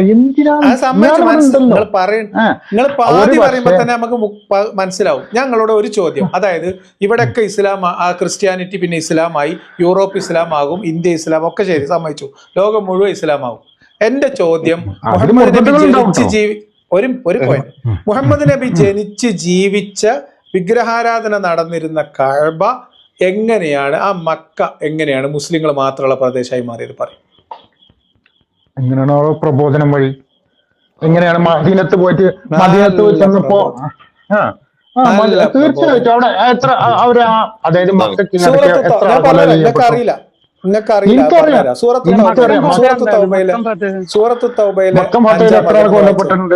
എത്ര ആളെ കൊല്ലപ്പെട്ടിട്ടുണ്ട് മക്കം ഫത്തയിൽ? പറഞ്ഞുതരാം. സൂറത്തു തൗബയിൽ 5-ാം വചനം വായിക്കും. അതൊക്കെ അത് വേറെ വിഷയം. ഈ മക്കം ഫത്തയിൽ എത്ര പേരെ കൊല്ലപ്പെട്ടിട്ടുണ്ട്? മക്കം ഫത്തഹിന് ശേഷം എങ്ങനെയാണ്? ഒരു മിനിറ്റ്, അതായത് രക്തച്ചൊലിച്ചിലില്ലാത്ത ഒരു സംഭവമായിരുന്നു മക്കം ഫത്തഹ് എന്ന് പറഞ്ഞത്. അവിടെ ഒരാള് രക്തം ചൊലിച്ചിലുണ്ടായിട്ടില്ല. ഹമീദ് ഖാ, ഞാൻ പറഞ്ഞ പോയിന്റ്, മക്ക എങ്ങനെയാണ് മുസ്ലിങ്ങൾക്ക് മാത്രമുള്ള അല്ലെങ്കിൽ മുസ്ലിങ്ങൾ മാത്രമുള്ള പ്രദേശമായത് എന്നതിന്റെ തെളിവാണ് സൂറത്തു തൗബയിലെ 1 മുതൽ 9 വരെയുള്ള വചനങ്ങൾ. അതിൽ 5-ാം വചനം എസ്പെഷ്യലി അതായത് ആ പ്രദേശത്ത് വിഗ്രഹാരാധകർക്ക് മക്കയിലേക്ക് പ്രവേശനം നിഷേധിച്ചു. മക്കയിലേക്ക് മീൻസ് കഅബയുടെ പരിസരത്തേക്ക്. അവിടെ ഉണ്ടായിരുന്ന വിഗ്രഹങ്ങളെ മുഴുവൻ തച്ചൊടച്ച് നശിപ്പിച്ചു കളഞ്ഞു. വിഗ്രഹാരാധനാ കേന്ദ്രങ്ങളെ തകർത്ത് കളയാൻ വേണ്ടി മുഹമ്മദ് നബി ദൗത്യ സംഘങ്ങളെ നിയോഗിച്ചു. മക്കയിലുണ്ടായിരുന്ന മുശ്രിക്കുകൾക്ക് അവിടെ ജീവിക്കണമെങ്കിൽ ഇസ്ലാം ആവുക, മുസ്ലിം ആവുക എന്ന ഏക നിബന്ധന വെച്ചു. മുസ്ലിം ആകാൻ തയ്യാറാവാത്തവരോട് യുദ്ധം പ്രഖ്യാപിച്ചു. 4 മാസത്തെ അവധി കൊടുത്തു. അതിനുള്ളിൽ ഇസ്ലാം സ്വീകരിക്കുകയോ അതല്ലെങ്കിൽ അവരുമായിട്ട് ഒരു സംഘടനത്തിൽ ഏർപ്പെട്ട് അവരെ പതിയിരിക്കുന്ന കൊല്ലാനും കിട്ടുന്നിടത്ത് വെച്ച് കൊല്ലാനും ഉത്തരവിടുകയും തദ്വാര മുസ്ലിങ്ങളല്ലാത്തവർക്ക് ജീവിക്കാൻ കഴിയാത്ത ഒരു ഭീകര അന്തരീക്ഷം മക്കയിൽ ഉത്ഭവിക്കുകയും കുറെ പേര് വാളിന്റെ ജീവഭയം കൊണ്ട് ഇസ്ലാം ആവുകയും ചെയ്തു. അങ്ങനെയാണ് ഇസ്ലാം അല്ലാത്തവർ മക്കയിൽ ഇല്ലാതെ പോയത്. എന്തിനാ യുദ്ധം? നിങ്ങളെ വീട് വളഞ്ഞിട്ട് ഒരു 10 ആള് മുഴുവൻ ആയുധങ്ങളുമായിട്ട് ഒരു വിഷയമല്ല. അങ്ങനെയാണ് ഇസ്ലാം ഉണ്ടായത്. അങ്ങനെയാണ് യുദ്ധത്തിലൂടെ മാത്രമാണ് ഇസ്ലാം അധികാരങ്ങൾ പിടിച്ചെടുത്തിട്ടുള്ളത്. ഒന്നാമത്തെ ക്ലെയിം എന്താ വെച്ചാല് അത് എന്താണ് മുസ്ലിങ്ങൾക്കുള്ള ക്ലെയിം, അല്ലെങ്കിൽ അന്നത്തെ മുസ്ലിങ്ങൾക്ക് പോലെ അന്നും അവിടെ മുസ്ലിങ്ങൾ അല്ലെങ്കിലും ഇസ്മായിലിനെ അവിടെ ജീവിച്ചിരുന്നു അറേബ്യൻ പ്രദേശത്ത്. ഇബ്രാഹിം നബിയുടെ എന്താണ് വംശം പറയുമ്പോൾ, ഒരു മിനിറ്റ് ഞാൻ പറയട്ടെ, അവിടെ പണിത എന്താണ് ഏകദൈവത്തിന് വേണ്ടി പ്രാർത്ഥിക്കാൻ വേണ്ടിയിട്ട് ഉണ്ടാക്കിയ ലോകത്തിലെ ഏക മസ്ജിദാണ് അത് ഫസ്റ്റ് ആയിട്ട് ഉണ്ടാക്കിയിട്ടുള്ളത്. അപ്പോൾ അത് അവരുടെ ആ ക്ലെയിമാണത്, മനസ്സിലായി? അത് വിട്ടുകൊടുക്കുക എന്നുള്ളത്. വേറെ ലോകത്ത് എത്രയോ സ്ഥലങ്ങളുണ്ട്. നിങ്ങൾ ഇവിടൊക്കെ സുഖമായി വിഗ്രഹാരാധന നടത്തിക്കോളൂ. അവിടെ ഓൾറെഡി ആദ്യം വിഗ്രഹം ഉണ്ടായിരുന്നില്ല, പിന്നീടാണ് വിഗ്രഹം. ഒരു മിനിറ്റ് കംപ്ലീറ്റ് ചെയ്യാൻ നീ പറയുമ്പോ ഞാൻ കേൾക്കുന്നില്ലേ? നീ പറയുമ്പോ ഞാൻ മര്യാദ നിങ്ങൾക്ക് സപ്പോർട്ട് ചെയ്യാൻ ഒരു വാക്ക് പറയണം. നിങ്ങളോട് വാക്ക് പറയാനാണ് സുഹൃത്ത്. എനിക്ക് സപ്പോർട്ട് ചെയ്യാൻ ഒരു കാര്യമില്ല. ഞാൻ കുറെ കാലം ചർച്ചയിൽ ഇരുന്ന ഞാൻ പറഞ്ഞുതരാന്നേ. ഇന്ന് വന്നൊരു വാർത്ത, അതും കൂടി നിങ്ങൾ ഇതിന്റെ കൂടെ ആഡ് ചെയ്ത് പറയണം. മധ്യപ്രദേശിൽ ഉണ്ടായിരുന്ന ഒരു പള്ളി അത് ക്ഷേത്രമാണെന്ന് മധ്യപ്രദേശ് ഹൈക്കോടതി ഇന്ന് വിധിച്ചിട്ടുണ്ട്. അതേപോലെ തന്നെ ബാബരി മസ്ജിദ് തകർത്തിട്ട് അവിടെ രാമക്ഷേത്രം ക്ലെയിം വെച്ചവർ പറഞ്ഞത് അത് കാലങ്ങളായിട്ട് അവിടെ അമ്പലമായിരുന്നത് പിടിച്ചെടുത്ത് തകർത്ത് പള്ളിയാക്കിയതാണ്. ഈ 2 ക്ലെയിമും കഅബയുടെ ക്ലെയിമായിട്ട് ചേർത്ത് വെച്ചിട്ട് ഒരുമിച്ച് ന്യായീകരിച്ച് കേൾക്കട്ടെ. ഒന്നാമത് ഈ ഉത്തരേന്ത്യയിലെ ലോകത്ത് എവിടെ മസ്ജിദ് നിർമ്മിച്ചാലും, ഇപ്പൊ കേരളത്തിൽ മസ്ജിദ് നിർമ്മിച്ചാലും അവിടെ മുസ്ലിങ്ങൾ മാത്രമല്ല നിർമ്മിക്കുന്നത്, അവിടെ ഹിന്ദുക്കളായിരുന്നു നിർമ്മിച്ചിട്ടുണ്ടായിരുന്നു പഴയ കാലത്തൊക്കെ. അതുകൊണ്ട് തന്നെ അവിടെ പല രൂപങ്ങളും മുസ്ലിം പള്ളിയുടെ അതേ രീതിയിൽ തന്നെ കിട്ടണം, അല്ലെങ്കിൽ മക്കത്തുണ്ടാക്കിയ പള്ളിയുടെ അതേ രീതിയിൽ തന്നെ കിട്ടണം എന്നൊരു ക്ലെയിം ഇവിടുത്തെ ഹിന്ദുക്കൾക്ക് വെക്കാൻ പറ്റില്ല. ഒന്നാമത് ഉത്തരേന്ത്യയിൽ എന്താണ് ക്ഷേത്രങ്ങൾ. ഒരു മിനിറ്റ് ഞാനൊന്ന് കംപ്ലീറ്റ് ചെയ്ത്, എന്തിനാണ് നിങ്ങൾ ഏതെങ്കിലും പോയിന്റ് പറഞ്ഞത്? നീ അല്ലല്ലോ ചോദിച്ചത്, നീയാണോ ചോദിച്ചത് എന്റെ അടുത്ത്? നീയാണോ എന്റെ ചോദിച്ചത്? ഞാൻ നിങ്ങളുടെ നല്ലതിന് വേണ്ടിയിട്ടാണ് പറയുന്നത്. വേണ്ട, എന്റെ നല്ലതിന് പറയണ്ട. എന്റെ നല്ല നീ എന്തിനു പറഞ്ഞേ അങ്ങനെ? അതായത് രാമക്ഷേത്രം ഉണ്ടാക്കി, രാമന്റെ എന്താണ് അതാണ് രാമക്ഷേത്രം എന്ന് പറഞ്ഞാൽ ഇത് ഈടെ വന്ന ഒരു പ്രശ്നമാണ്. കഴിഞ്ഞ 10-100 വർഷമായിട്ട് വന്ന ഒരു വേദാന്തികൾക്ക് ക്ഷേത്രമില്ല. ഒരു മിനിറ്റ് ഞാൻ പറഞ്ഞേക്കാൻ മതി. വൈഷ്ണവർക്ക് ക്ഷേത്രമില്ല. ഒരു മിനിറ്റ് കംപ്ലീറ്റ് ചെയ്യട്ടെ. വൈഷ്ണവർക്ക് ക്ഷേത്രാരാധന ഇല്ല. അത് ശൈവർക്കാണ് ക്ഷേത്രാരാധന ഉള്ളത്. അതായത് സൗത്ത് ഇന്ത്യ കേന്ദ്രീകരിച്ചിട്ട് ഇവിടെയാണ് ശൈവ മതം ഉണ്ടായിട്ടുള്ളത്. വൈഷ്ണവർക്ക് ക്ഷേത്രാരാധന വളരെ കുറവായിരിക്കും. ഉത്തരേന്ത്യ അല്ലെങ്കിൽ ഗുജറാത്ത് മേലോട്ടാണ് പോയ ക്ഷേത്രങ്ങൾ. ഈ അടുത്ത് വന്നാണ് 300-400 വർഷത്തിനുള്ളിൽ വന്ന ക്ഷേത്രങ്ങളെ ബഹുഭൂരിഭാഗം ഉള്ളൂ. ആദ്യം മനസ്സിലാക്കുക. ഓക്കെ. പിന്നെ ഈ ലോകത്ത് കഅബയുടെ ക്ലെയിം ഒന്നുകൂടി പറഞ്ഞാലേ, ഇപ്പൊ ഈ ബാബരി പശ്ചാത്തലത്തിൽ നിങ്ങൾ കഅബയുടെ ക്ലെയിം ഒന്നും കൂടി വെച്ചാല്, കാരണം അവർക്ക് വിഗ്രഹാരാധനക്ക് വേറെ എവിടെയെങ്കിലും പോകാന്ന് പറഞ്ഞല്ലോ, അതൊന്നുകൂടി നിങ്ങളൊന്ന് പറയും. കഅബ പിടിച്ചെടുക്കാനുള്ള കാരണം ന്യായം കേക്കട്ടെ. കഅബ മുസ്ലിങ്ങള് ലോകത്ത് ഒരേ ഒരു സ്ഥലമേ പറഞ്ഞിട്ടുള്ളൂ വിഗ്രഹാരാധന പാടില്ല എന്നുള്ളത്. അത് പിന്നീടും പാടില്ല. ഇത് ഖുർആനിൽ പറയുന്നില്ല. ഇനി അങ്ങോട്ട് പാടില്ല, വിഗ്രഹാരാധന അവിടെ പാടില്ല എന്നുള്ളത്. അതിൽ ഒറ്റ സ്ഥലത്തല്ലേ പറഞ്ഞിട്ടുള്ളൂ. കഅബയിൽ മാത്രമേ പറഞ്ഞിട്ടുള്ളൂ. വേറെ ലോകത്ത് എത്രയോ സ്ഥലങ്ങളില്ലേ.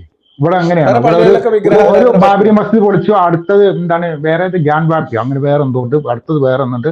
അതും ഒന്നാമത് അതൊന്നും നിലനിൽക്കൂല. അതൊക്കെ അവനവന്റെ ആളുകള് ഈ രാഷ്ട്രീയ ലാഭത്തിന് വേണ്ടിയിട്ട് ഉണ്ടാക്കിയ പ്രശ്നങ്ങളാണത്. മനസ്സിലായോ? മതവുമായി ബന്ധപ്പെട്ട ഒരു വിഷയമല്ല. അല്ല മാത്രമല്ല അത് യുക്തിവാദി. ഇപ്പൊ സവർക്കർ ആരായിരുന്നു? നിരീക്ഷവാദി. നിന്നെ പോലെ നിരീക്ഷവാദിയായിരുന്നു സവർക്കർ, അല്ലേ? ചരിത്രത്തിൽ പരിശോധിച്ച് നോക്കൂ. ഈ നിരീക്ഷവാദികളെ കൊണ്ടാണ് ഏറ്റവും ദ്രോഹം ഉണ്ടായിട്ടുള്ളത്. പിന്നെ ആരെ സംഖ്യകളല്ലേ അമേരിക്ക ജയിച്ചു. ഇന്നത്തെ ചർച്ചയിൽ അമേരിക്ക ജയിച്ചു. സംഖ്യകളാണ്. അതായത് ഈ സംഖ്യകൾ, ഈ നിരീക്ഷണവാദികളാണ് കംപ്ലീറ്റ് ലോകത്തെ പ്രശ്നങ്ങൾ ഉണ്ടാക്കിയത്. നാസിസം ആരുണ്ടാക്കിയിട്ടുണ്ടായിരുന്നു? ഹിറ്റ്ലറൊക്കെ പരിശോധിച്ച് നോക്കുന്നത്. അതായത് ഈ മതം കൃത്യമല്ലെങ്കിൽ വലിയ പ്രശ്നങ്ങളാണ്. നിങ്ങൾ ഉദ്ദേശിക്കുമായില്ല. പ്രാദേശികവാദം ഉയർന്നു വരും. നാസികൾ അതാ ചെയ്തത്. ജർമ്മൻകാരെന്തോ വലിയ ആളുകളാണെന്ന് പറഞ്ഞിട്ടാണ് ഹിറ്റ്ലർ ആ യഹൂദന്മാരൊക്കെ കൂട്ടക്കൊല നടത്തിയിട്ടുണ്ടായി. അതേമാതിരി തന്നെ ഇവിടെ സംഖ്യകൾ പറഞ്ഞത്. മനസ്സിലായി? ഹിറ്റ്ലർ കൊന്ന കൂട്ടക്കൊല മനസ്സിലായി. മുഹമ്മദ് നബി എന്തിനാ ജൂതന്മാരെ കൂട്ടക്കൊല നടത്തിയത്? എവിടെയാണ് മുഹമ്മദ് നബി കൂട്ടക്കൊല നടത്തിയത്? ബനു ഖുറൈള. മുഹമ്മദ് നബി കൂട്ടക്കൊല നടത്തിയെന്ന് എന്തെങ്കിലും തെളിവുണ്ടോ? നിങ്ങളെ തെളിവുണ്ട്, ഖുർആനും ഹദീസും. അല്ല, നീ പറയുന്നത് മുഹമ്മദ് നബി കൂട്ടക്കൊല നടത്തിയാണുണ്ടല്ലോ. ഇല്ല, അങ്ങനെ ഹദീസ് ഇല്ല. ഇല്ല. ബനു ഖുറൈളയിലെ ആൾക്കാരെ കൊന്നതിന് തെളിവില്ല. ഇല്ല. ബനു ഖുറൈളയിൽ മുഹമ്മദ് നബി കൂട്ടക്കൊല നടത്തിയിട്ടില്ല. ഓല ആവിയായി പോയതാ. എന്താ സംഭവിച്ചെന്നുള്ളത്? ബനു ഖുറൈളയില് അവരെ ബനു ഖുറൈള അതായത് ഖന്തക്ക് യുദ്ധ സമയത്താണ്. അതായത് ആ കോട്ടയിൽ നിന്ന് അവിടെ ഏതാണ്ട് 1046 വിഭാഗം ജൂത ഗോത്രങ്ങളുണ്ട്. ഒരു ബനു ഖുറൈള മാത്രമല്ല ഉള്ളത്. ബാക്കി എല്ലാരും കൂട്ടക്കൊല നടത്തണ്ടേ? ബാക്കി എല്ലാരും കൂട്ടക്കൊല നടത്തിയിട്ടുണ്ടോ? ഇല്ല. ഇവിടെ മുഹമ്മദ് നബി അല്ല, അന്നത്തെ അവരാണ് തീരുമാനിക്കുന്നത് ആരാണ് ഞങ്ങൾക്ക് വിധി പറയേണ്ടതെന്നുള്ളത്. ആ ഗോത്രക്കാരാണ് തീരുമാനിക്കുന്നത്, അല്ലേ? ബനു ഖുറൈള പരിശോധിക്കുന്നത്. ഇതാണ് നീ ഒന്നാമത് നിൽക്കുന്നത്. ഒരു ചുക്കും അറിയില്ല. ആദ്യം സത്യം പറയാം. രണ്ട് കാര്യങ്ങൾ. ഒന്ന്, സൂറത്തു തൗബയിലെ ആ വചനം. സൂറത്തു തൗബല്ല ബനു ഖുറൈള. ഒരു 10 സെക്കൻഡ് താ. ഞങ്ങളോട് കെഞ്ചി ചോദിക്കണം, ഒരു 10 സെക്കൻഡ്. രണ്ട് വിഷയം. ഒന്ന് ബനു ഖുറൈള, അതേപോലെ തന്നെ ഈ സൂറത്തു തൗബ. ഈ രണ്ട് വിഷയങ്ങൾ നമുക്കൊരു ദിവസം ചർച്ച ചെയ്യണം. പക്ഷെ അമീർക്ക് നിങ്ങൾ ഒറ്റക്ക് കൂട്ടിയാൽ കൂടില്ല. നിങ്ങൾ ഒരാളെയും കൂടി ഇസ്ലാം ദീൻ അറിയാവുന്ന, ഹദീസ് പറഞ്ഞാൽ പരിശോധിക്കാവുന്ന ഒരാളെ കൂടെ കൂട്ടിയിട്ട് നിങ്ങൾ ഒറ്റക്കൊള്ളി നിങ്ങൾ ഒറ്റക്കായ കുഴപ്പമില്ല. നമുക്ക് മറ്റൊരു ദിവസം, അതായത് അടുത്ത ഞായറാഴ്ച പറ്റുകയാണെങ്കിൽ അടുത്ത ഞായറാഴ്ച ബാസിന്റെ കേസുള്ള ദിവസമാണ്, തിങ്കളാഴ്ച. അപ്പൊ അത് നമുക്ക് നോക്കാം. എന്തായാലും മറ്റൊരു ദിവസം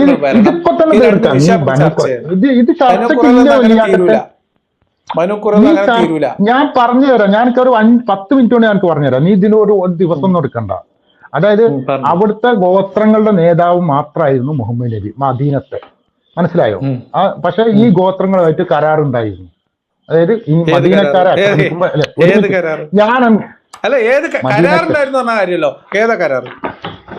മദീനക്കാരെ പുറമേ നിന്ന് ആക്രമിക്കുമ്പോൾ ഒന്നിച്ചെന്ന് എതിരിടണം എന്നുള്ള ഒരു കരാറുണ്ടായിരുന്നു. പറഞ്ഞേ ഉണ്ടായിരുന്നു. ബനു നദീറും ബനു ഖുറൈളും ഒക്കെ ഉണ്ടായിരുന്നു. ബനു ഖൈനക്ക, ബനു നദീർ, ബനു നദീർ, ബനു അങ്ങനെ 3. മദീന ചാപ്റ്ററിൽ ഞങ്ങൾക്കറിയാം. മദീന ചാപ്റ്ററിൽ ഈ 3 ഗോത്രങ്ങളും ഇല്ല. ഉണ്ട്. ഇല്ല. അവരെ നീ അത് രേഖപ്പെടുത്തിയില്ല എന്നുള്ളത്. നീ അത് പരിശോധിച്ച വളരെ കരാറ് അല്ലല്ല. ഞാനും നിങ്ങളും തമ്മിൽ കരാറുണ്ട്. നിങ്ങളെ പേരയിൽ രേഖപ്പെടുത്തിയില്ല. അവിടെ 1047 ഗോത്രങ്ങൾ ഉണ്ടായിരുന്നു. അതിൽ പെട്ടതാണ് ഈ ബനു ഖുറൈളയും ബനു ഖൈനക്കയും ബനു നദീറും എല്ലാം ഉണ്ടായിരുന്നു. മദീന ചാപ്റ്ററിലില്ല. വെറുതെ പടായി പറഞ്ഞിട്ട് കാര്യമില്ല. മദീന ചാപ്റ്ററിലില്ല. എനിക്ക് അറിയാം. നീ പറഞ്ഞ 3 പേരില്ല. അത് ശരിയാണ്. കാരണം മദീന ചാപ്റ്റർ ശേഷം എഴുതിയത്. ആ കരാർ അവരുമായിട്ടുണ്ട്. ആരുമായിട്ട്? എന്റെ സുഹൃത്ത്, ഞാൻ പറഞ്ഞത് ആദ്യം നീ കേൾക്കും. വെറുതെ നമ്മൾ തൊള്ളപടായി പറയാൻ ആർക്കാ പറ്റാത്ത?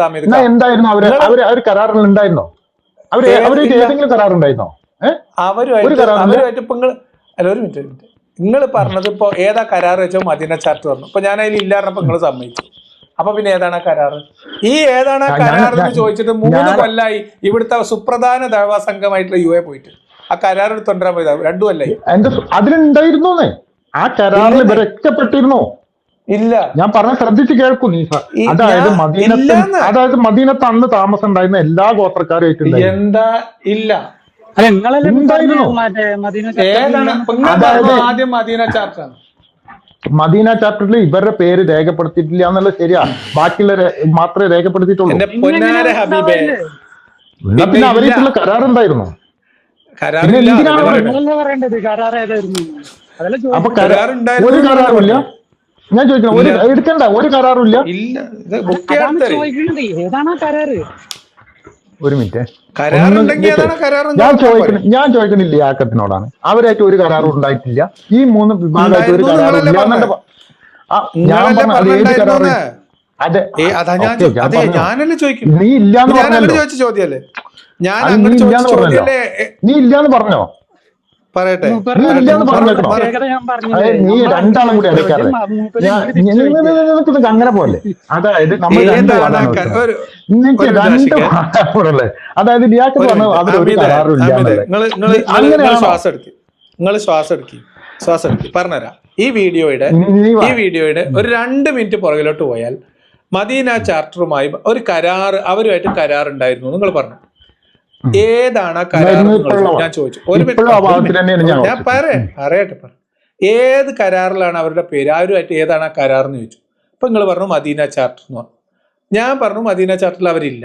കുറച്ചു നേരം തർക്കിച്ചിട്ട് നിങ്ങൾ പിന്നെയും പറഞ്ഞു ശരിയാണ്, അതിലോലില്ല. അപ്പൊ ഇല്ലാന്ന ഒരു കരാറില്ല എന്ന് ഞാൻ പറയണം. നിങ്ങൾ രേഖയിലില്ലാത്തതിന്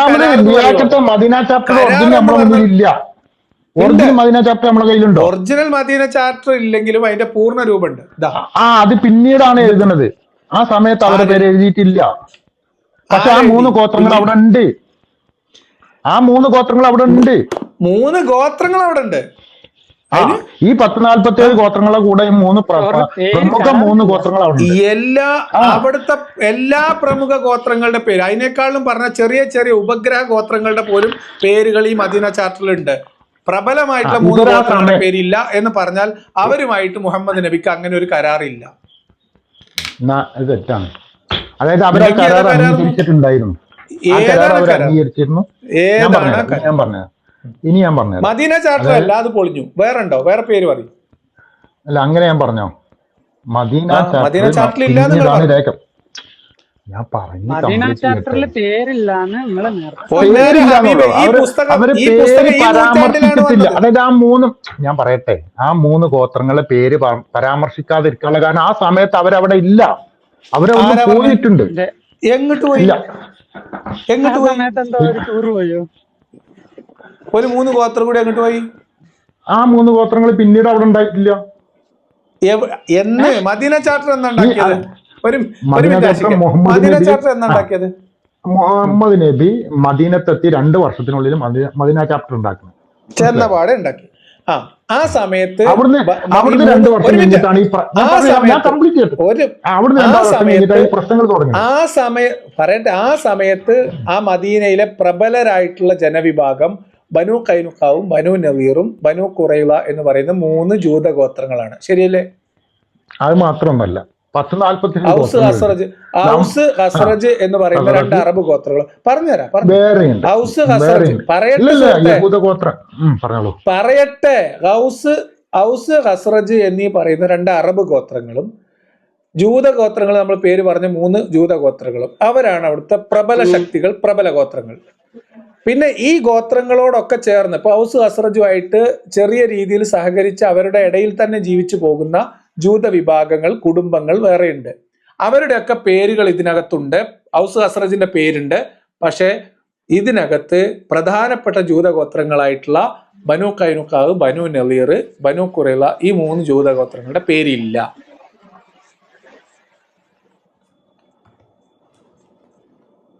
അതുകൊണ്ടാണ് ഏതാണ് കരാർ എന്ന് ചോദിച്ചപ്പം സ്റ്റുഡിയോന്റെ ഉള്ളിൽ കയറി ആൾക്കാർ ഒളിച്ചിരിക്കുന്നത്. മനസ്സിലായോ? അല്ല, നിങ്ങളെ കുറ്റം പറയല്ല. നമുക്കിപ്പൊ തന്നെ പരിശോധിക്കാം. നീ കുറച്ച് വെയിറ്റ്. ഞാൻ ഇപ്പൊ തന്നെ എന്റെ ഡീറ്റെയിൽസ് തരാം. ഞാൻ കഴിഞ്ഞ ഒരു 1.5 വർഷം മുമ്പ് ഫുള്ള് പരിശോധിച്ചാണ്. 3 കൊല്ലമായിട്ട് ഇവിടെ ആൾക്കാർ സെർച്ച് ചെയ്യാൻ പോയിട്ട് കിട്ടിയില്ല. നിങ്ങൾ ഈ 1/2 മണിക്കൂർ കൊണ്ടൊക്കെ എടുത്തു തരുമോ? കാത്തിരുന്നിട്ട് വെറുതെ വർക്ക് വെച്ചിട്ട്.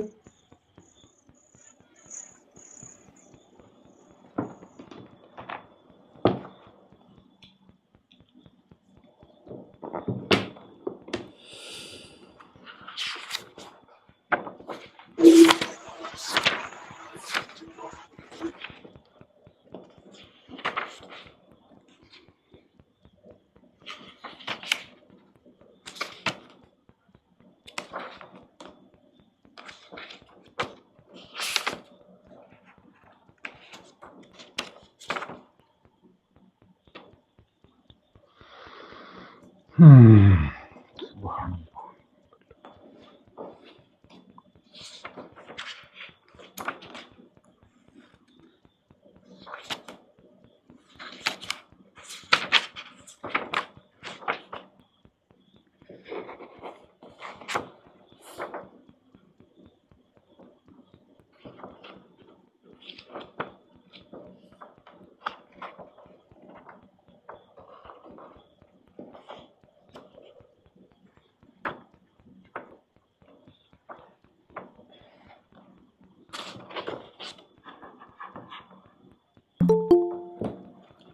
ഇനി ഞാൻ പറഞ്ഞ കേൾക്കുന്നുണ്ടോ? പറഞ്ഞോളി.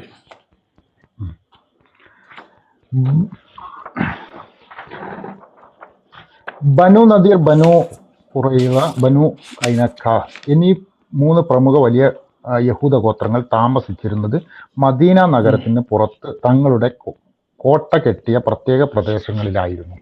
അതുകൊണ്ട് തന്നെ നഗരവാസികൾക്കായി ഉണ്ടാക്കിയ ഞാൻ ആദ്യം കംപ്ലീറ്റ് ചെയ്യട്ടെ. ഉത്തരം നമുക്ക് അതിന്റെ കൂടെ തന്നെ നോക്കാലോ. നിങ്ങൾ പറയണ കൂടെ ഞാൻ പറഞ്ഞു കഴിഞ്ഞിട്ട് നോക്കിക്കോ. അവർക്കായി ഉണ്ടാക്കിയ പ്രത്യേക സമാധാന കരാർ. രണ്ടാമത്, അവർ ഒപ്പുവെച്ചിരുന്നില്ല. ഓൾറെഡി അവർ തുടക്കത്തിൽ ഒപ്പുവെച്ചിരുന്നില്ല. മനസ്സിലായോ? ഒരു മിനിറ്റ്. വായിക്കുന്നത് എവിടുന്നാണെങ്കിലും നിനക്ക് ഉത്തരം കിട്ടിയാ പോരെ? ഇപ്പൊ ഇത്രയും നേരം ഞാൻ പറഞ്ഞപ്പോ നീ കേട്ടല്ലോ. മദീന ചർച്ച നേരിട്ട് ഒപ്പുവെച്ചില്ലെങ്കിലും മദീനയിലെ പുതിയ ഭരണാധികാരിയായ മുഹമ്മദ് നബിയുമായി ഈ വലിയ യഹൂദ ഗോത്രങ്ങൾ പ്രത്യേകമായി മറ്റ് സമാധാന കരാറുകളിൽ ഏർപ്പെട്ടിരുന്നു. അതായത് മുഹമ്മദ് നബിയായിട്ട് മറ്റു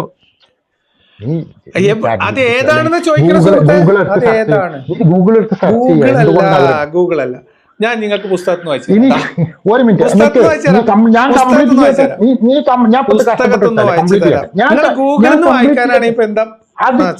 എന്റെ സുഹൃത്ത് ചരിത്രപരമായി ഇബ്നു ഹിസാക്കിന്റെ വിവരണങ്ങൾ ഇപ്രകാരം: മദീനയിൽ എത്തിയ ശേഷം മുഹമ്മദ് നബി ബനു നദീർ ഉൾപ്പെടെയുള്ള വലിയ ഗോത്രങ്ങളുമായി പ്രത്യേകം ചർച്ചകൾ നടത്തുകയും പരസ്പരം ആക്രമിക്കില്ലെന്നും, നീ വളരെ ശ്രദ്ധിച്ചു കേട്ടോ, പ്രത്യേകം ആക്രമിക്കണം, പുറത്തു നിന്നൊരു ശത്രു വന്നാൽ മദീനയെ സംരക്ഷിക്കാൻ സഹായിക്കുമെന്നുള്ള ഉഭയകക്ഷി കരാറുകളിൽ ഒപ്പുവെക്കുകയും ചെയ്തിരുന്നു. മനസ്സിലായി? ഇനി തർക്കമില്ലല്ലോ. നീ എവിടെ പരിശോധിച്ചാൽ പിന്നെ എന്തിനാണ് നിങ്ങൾ ആദ്യം മദീന ചാർട്ട് എന്ന് പറഞ്ഞത്? ഇത് ഞാൻ സമ്മതിച്ചു തരാമല്ലോ കേട്ടോ. എന്തിനാണ് നിങ്ങൾ ഇത് അറിഞ്ഞുകൊണ്ട് നിങ്ങൾ എന്തിനാ മദീന ചാർട്ട് എന്ന് പറഞ്ഞത്? ഞാൻ പറഞ്ഞല്ലോ, അതിന്റെ പേര് ഞാൻ പറഞ്ഞല്ലോ. ഈ കരാറിനൊക്കെ പറയും മദീന ചാപ്റ്റർ എന്നാണ്. ഈ ഇതിലൊക്കെ ഈ കരാർ ഒന്നിച്ചിട്ടാണ് മദീന ചാപ്റ്റർ വരുന്നത്. ആയിക്കോട്ടെ. മുഹമ്മദ് ഹമീദുള്ളയുടെ പുസ്തകത്തിൽ ഞാൻ വായിച്ചു കേട്ടോ. മുഹമ്മദ് ഹമീദുള്ളയുടെ പുസ്തകം വായിച്ചു. നീ ഒന്ന് ഗൂഗിൾ മൊത്തം പുസ്തകം പരിശോധിക്കുമ്പോഴാണ് പ്രശ്നം.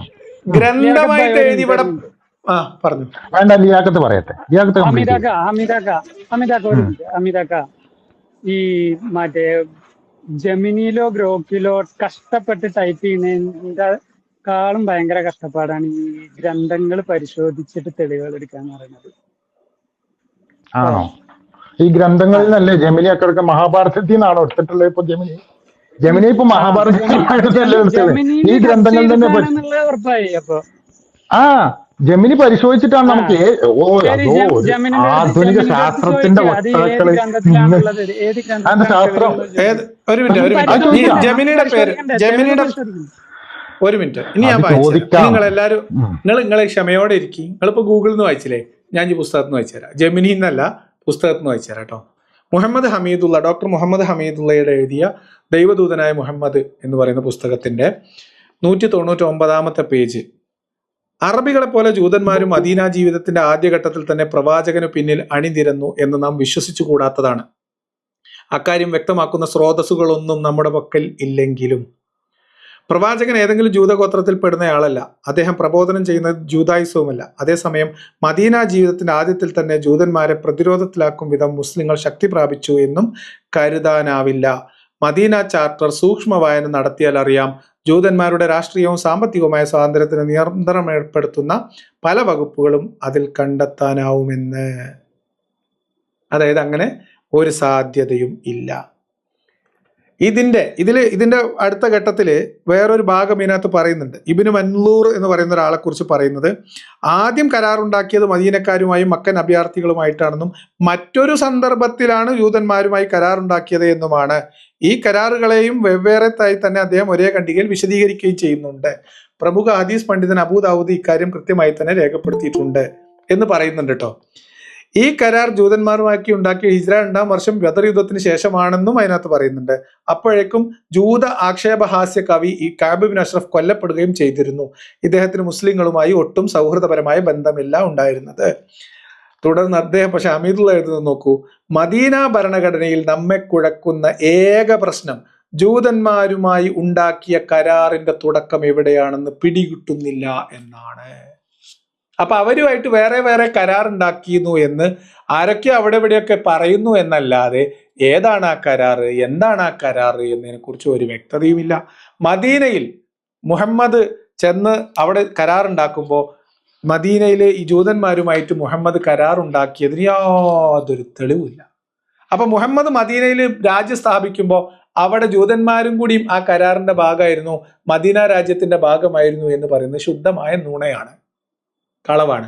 ഇനി ഇവർ പറയപ്പെടുന്ന തരത്തിൽ കരാറുണ്ടായിരുന്നെങ്കിൽ ആ കരാർ എന്താണെന്നും അതിന്റെ വ്യവസ്ഥകൾ എന്തായിരുന്നു എന്നും നമുക്ക് മനസ്സിലാവണമെങ്കിൽ ഏതാണ് ആ കരാർ എന്ന് മനസ്സിലാവണം. ഇനി അത് ലഭ്യമല്ല എന്ന് പറയുന്നതിന്റെ ലോജിക്ക് എന്താ? മുഹമ്മദ് നബി മക്കയിൽ നിന്ന് മദീനയിലേക്ക് ഹിജ്റ പോകുന്നതിന് മുന്നോടിയായിട്ട് ഉണ്ടാക്കിയിട്ടുള്ള അഖബ ഉടമ്പടി 1ഉം 2ഉം ലഭ്യമാണ്. മുഹമ്മദ് ഉണ്ടാക്കിയ മദീന ചാർട്ടറിന്റെ പൂർണ്ണ രൂപം ലഭ്യമാണ്. അതിനുശേഷം ഹുദൈബിയ സന്ധി ലഭ്യമാണ്. മുഹമ്മദ് നബി മദീനയ്ക്ക് പരിസരത്തുണ്ടായിരുന്ന മനുഷ്യർക്ക് എഴുതിയ മുഴുവൻ കത്തുകളുടെയും പൂർണ്ണ രൂപം ലഭ്യമാണ്. എന്നിരിക്കെ ഈ പ്രബല 3 ഗോത്രങ്ങളുമായിട്ട് മുഹമ്മദ് ഉണ്ടാക്കിയ ഉഭയകക്ഷി കരാറാണെങ്കിൽ അത് ഇതിനേക്കാളും പ്രസക്തമാണ്. കാരണം ബദറും ജയിച്ചതിന് ശേഷം ഉഭയകക്ഷി കരാറുകൾ ഉണ്ടാക്കിയിരുന്നു എന്ന വാദം നിങ്ങൾ മുന്നോട്ട് വെക്കുകയാണെങ്കിൽ ആ കരാറുകളുടെ ലഭ്യത ഇതിനേക്കാളൊക്കെ പ്രസക്തമാണ്. അതെവിടെ? ആ കരാർ ഏതാണ്? ആരുമായിട്ടാണ് കരാർ? എന്തായിരുന്നു വ്യവസ്ഥകൾ? കരാർ ഏതാണ്? ഇതാണ് ചോദ്യം. മദീന പാക്റ്റിൽ അങ്ങനെ ഒരു സംഭവമില്ല. മദീന രാജ്യം രൂപീകരിക്കുന്ന ഘട്ടത്തിൽ ഈ 3 ജൂതഗോത്രങ്ങൾ ആ മദീന രാജ്യത്തിന്റെ ഭാഗവും അല്ല. കാര്യങ്ങൾ വ്യക്തമാണല്ലോ. ഓക്കെ, ഇവിടെ എന്താ പ്രശ്നം എന്ന് അറിയോ? നമ്മളടുത്ത് പറ്റുന്ന തെറ്റെന്താ അറിയും? നിങ്ങളടുത്ത് പറ്റുന്ന തെറ്റ്, നിങ്ങൾ ഏതെങ്കിലും ഒരു ഹദീസ്, ഒരു മിനിറ്റ് ഞാൻ കംപ്ലീറ്റ്, നീ ഉണ്ടല്ലേ, നീ ഏതെങ്കിലും ഒരു ഹദീസ് എടുക്കും, അല്ലെങ്കിൽ മറ്റൊരാൾ വേറെ ഏതെങ്കിലും ഒരു ഹദീസ് പഠിക്കും എന്നുള്ളതല്ല. ഇത് പൂർണ്ണമായിട്ട് പഠിക്കുക എന്ന് പറഞ്ഞാൽ ഒരു മനുഷ്യനെ സംബന്ധിച്ച് അസാധ്യമായ ഒരു കാര്യമാണ്. അതുകൊണ്ടായിരിക്കും പലരും അത് എത്തിപ്പെടാൻ പറ്റാത്തത്. നിങ്ങൾക്കൊക്കെ പറ്റി തെറ്റതാണ്. അതാണ് ഇപ്പൊ ഈ ഗ്രോക്കും ജെമിനിയൊക്കെ വന്നപ്പോ നമ്മൾ സംശയങ്ങൾ അങ്ങോട്ട് ചോദിക്കുക, എന്തുകൊണ്ട് ബനു ഖുറൈദ ആ കരാറിൽ പെട്ടില്ല എന്ന് അങ്ങോട്ട് ചോദിക്കുമ്പോൾ അവരതിന് കൃത്യമായ ഉത്തരം, അവർ പല ഹദീസുകളും പല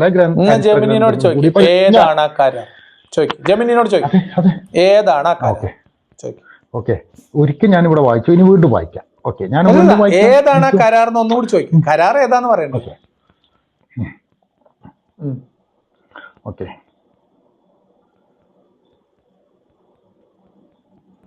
നിങ്ങൾ നോക്കുന്ന കാര്യത്തിൽ ഒരു കാര്യം പറയാം. ബനു ഖുറൈള ഒരു മിനിറ്റ് നോക്കട്ടെ, അത് നോക്കട്ടെ. അതിന്റെ ഇടയിൽ ആകെ ഉണ്ടായിരുന്ന കരാറ് ഖന്തക് യുദ്ധത്തിൽ മമ്പട്ടിയും ബിക്കാസും കടം തരുമോ വാടകയ്ക്ക് തരുമോ എന്നൊരു കരാർ ഉണ്ടായിരുന്നു. അത് കൊടുക്കുകയും ചെയ്തിട്ടുണ്ട്. ഇനി കേൾക്കൂ. ബനു നദീർ ഉൾപ്പെടെയുള്ള വലിയ യഹൂദ ഗോത്രങ്ങൾ പ്രവാചകൻ മുഹമ്മദ് നബിയുമായി ഒപ്പുവെച്ച പ്രത്യേക കരാർ ചരിത്രത്തിൽ മുആഹദത്തുൽ യഹൂദ്, അതായത് അഥവാ സുൽഹോപ്പ് എന്ന പേരുകളിലാണ് പൊതുവെ അറിയപ്പെടുന്നത്. മദീന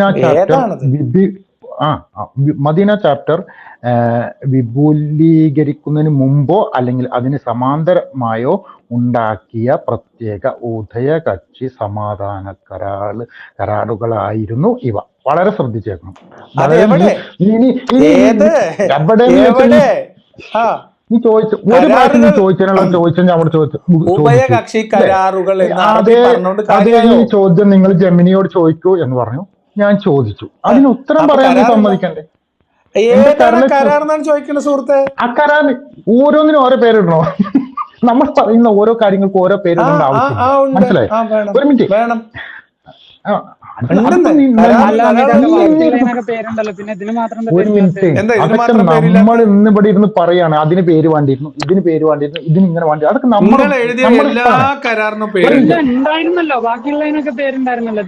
അതിനെ സുൽഹ് ഒപ്പ്, ഇവിടെ ഇതിന് മലയാളത്തിൽ പറയാം സുൽഹ് ഒപ്പ് എന്ന പേരുകളിലാണ് പൊതുവെ അറിയപ്പെടുന്നത്. ഒരു മിനിറ്റ്, നീയാണ് എന്നോട് ചോദിക്കാൻ പറഞ്ഞത് അല്ലേ? ശരിയല്ല കേട്ടോ, കുറച്ചെങ്കിലും ധാർമ്മികത പാലിക്കണം. നിങ്ങൾക്ക് കിട്ടിയിട്ടില്ല. വേണ്ട, ഞാൻ അതിന്റെ ഉത്തരമാണ് നിന്നോട് പറയുന്നത്, അത് കേൾക്കൂ. പിന്നെ അത് കേട്ട് കഴിഞ്ഞ എവിടെ നടന്നു? എന്റെ ശങ്കരാചാര്യ അനുസരിച്ച് എന്റെ കൈരേഖയിലുള്ള കാര്യമില്ല, നമ്മൾ 1400 വർഷം മുമ്പത്തെ കാര്യമാണ് ഈ പറയുന്നത്, മനസ്സിലായോ? അപ്പൊ അവിടെ നമുക്ക് കിട്ടാവുന്ന സോഴ്സുകൾ വെച്ചിട്ട് നമ്മൾ പരിശോധിക്കുകയാണ് ചെയ്യുന്നത്. ഓക്കെ, അപ്പൊ കിട്ടിയിട്ടില്ല, ഇതുവരെ കിട്ടിയില്ല. പരിശോധിച്ചോളി, പരിശോധിച്ചോളി. ഒരു ടീം ഇവിടെ പരിശോധിക്കണേ, പരിശോധിച്ചോളി, കുഴപ്പമില്ല. യഹൂദ്, അതായത് ജൂയിഷുമായിട്ടുള്ള കരാർ, യഹൂദ് അവിടെ എഴുതിയിട്ടുണ്ട്. അപ്പൊ ജൂയിഷുമായിട്ടുള്ള കരാർ തന്നെയാണ്. എന്താണ് യഹൂദിയ എന്ന് പറഞ്ഞാൽ ജൂതന്മാരുമായിട്ടുള്ള കരാർ എന്നുള്ള പേരുള്ള അർത്ഥമുള്ളൂ. ആ പിന്നെ അങ്ങനെ പോരെ, ചോദിക്കണ സുഹൃത്തെ, നിങ്ങൾ ജൂതന്മാരുമായിട്ടുള്ള കരാർ എന്ന് മലയാളത്തിൽ എഴുതിയതിനെ അറബിയിൽ പറയുന്ന ഒരു വാക്ക് ഉപയോഗിച്ചു, അത്രേ ഉള്ളൂ. അതാ കരാറിന്റെ പേരല്ല.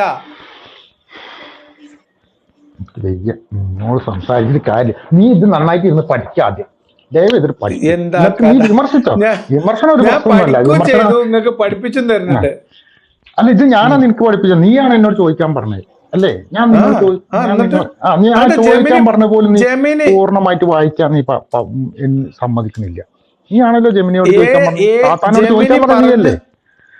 ജെമിനി വായിച്ച് പറഞ്ഞു തന്നത് വായിച്ചിട്ട് അത് മനസ്സിലാക്കാൻ നിങ്ങൾക്ക് പറ്റുന്നില്ല. ഞാൻ എന്ത് ചെയ്യാൻ പറ്റും? നീയാണ് മനസ്സിലാക്കാത്തത്, ഞാൻ വായിക്കാൻ സമ്മതിക്കാൻ നീ എങ്ങനെ അത് മനസ്സിലാക്കും?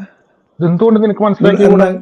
ഓക്കെ, ഇതൊന്നുമല്ല പോയിന്റ്. നമ്മളെ മുഹമ്മദ് നബി കൂട്ടക്കൊല നടത്തിയെന്നുള്ളതായിരുന്നു പോയിന്റ്. ഞാൻ അങ്ങോട്ട് അതിലേക്ക് നമുക്ക് നിങ്ങൾ കരാറ്, ആ കൂട്ടക്കൊലനെ ന്യായീകരിക്കാനല്ലേ കരാർ എടുക്കണേ? ആ കരാർ കിട്ടിയില്ല.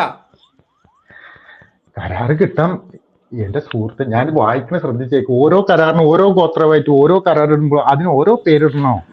ഞാനിപ്പോ എന്റെ ജെമിനിനോട് ചോദിച്ചേ, ഞാനിപ്പോ എന്റെ ഒരു മിനിറ്റ് ജെമിനി ഹമീദ് ഖാന്റെ ഫോട്ടോസ്റ്റാറ്റ് ആണ്. ഞാൻ ചോദിച്ചു ജൂതന്മാരുമായിട്ട് മുഹമ്മദ് നബി ഉണ്ടാക്കിയ കരാർ ഏതാണ് എന്ന്. അപ്പൊ പറയുന്നത് എന്താ അറിയോ? ഇതിൽ പറയുന്നത് ക്രിസ്തു വർഷം 622 മക്കയിൽ നിന്ന് മദീനയിൽ പലായനം ചെയ്ത് ഹിജ്റക്ക് ശേഷം ഉണ്ടാക്കിയ മദീന ചാർട്ടർ തന്നെയാണ്. മലയാളത്തിൽ ഇതിനെ മദീന കരാർ എന്ന് പറയും. ഒരു മിനിറ്റ് കേക്ക്. മദീനയിലെ വിവിധ വിഭാഗങ്ങൾക്കിടയിൽ സമാധാനവും ഐക്യം നിലനിർത്താനുണ്ടാക്കിയ ഈ കരാറിൽ പ്രധാനമായും 3 ഗോത്രങ്ങളാണ് ഉണ്ടായിരുന്നത്. ബനു കനുക്ക, ബനു നളീർ, ബനു ഖുറൈള എന്നാണെന്നാണ് ജെമിനി പറയുന്നത്. ജെമിനി നിങ്ങളെ പോലെ വർത്തമാനം പറയാം. ഞാൻ ചോദിക്കട്ടെ, ഒരു മിനിറ്റ് വെയിറ്റ്. മദീന ചാർട്ടറിൽ ഈ 3 ഗോത്രങ്ങളുടെയും പേരില്ലല്ലോ എന്ന് ഞാനും ചോദിച്ചോട്ടെ കേട്ടോ. ഈ 3 ഗോത്രങ്ങളുടെയും പേര് ഇല്ലല്ലോ. ഒന്ന് എഴുതിയിട്ട് ഡിപ്ലോമസി ഒഴിവാക്കി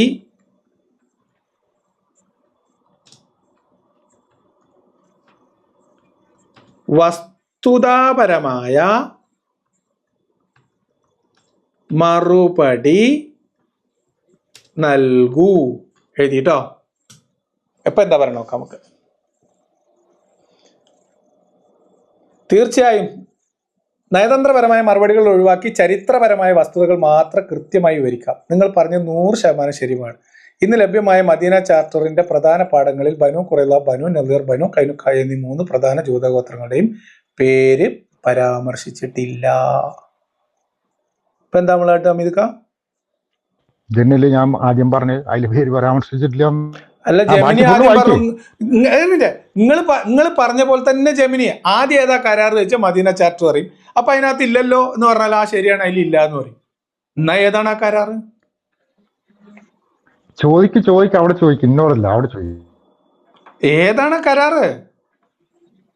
അപ്പോൾ ഏതാണ് ആ പ്രത്യേക കരാറുകൾ.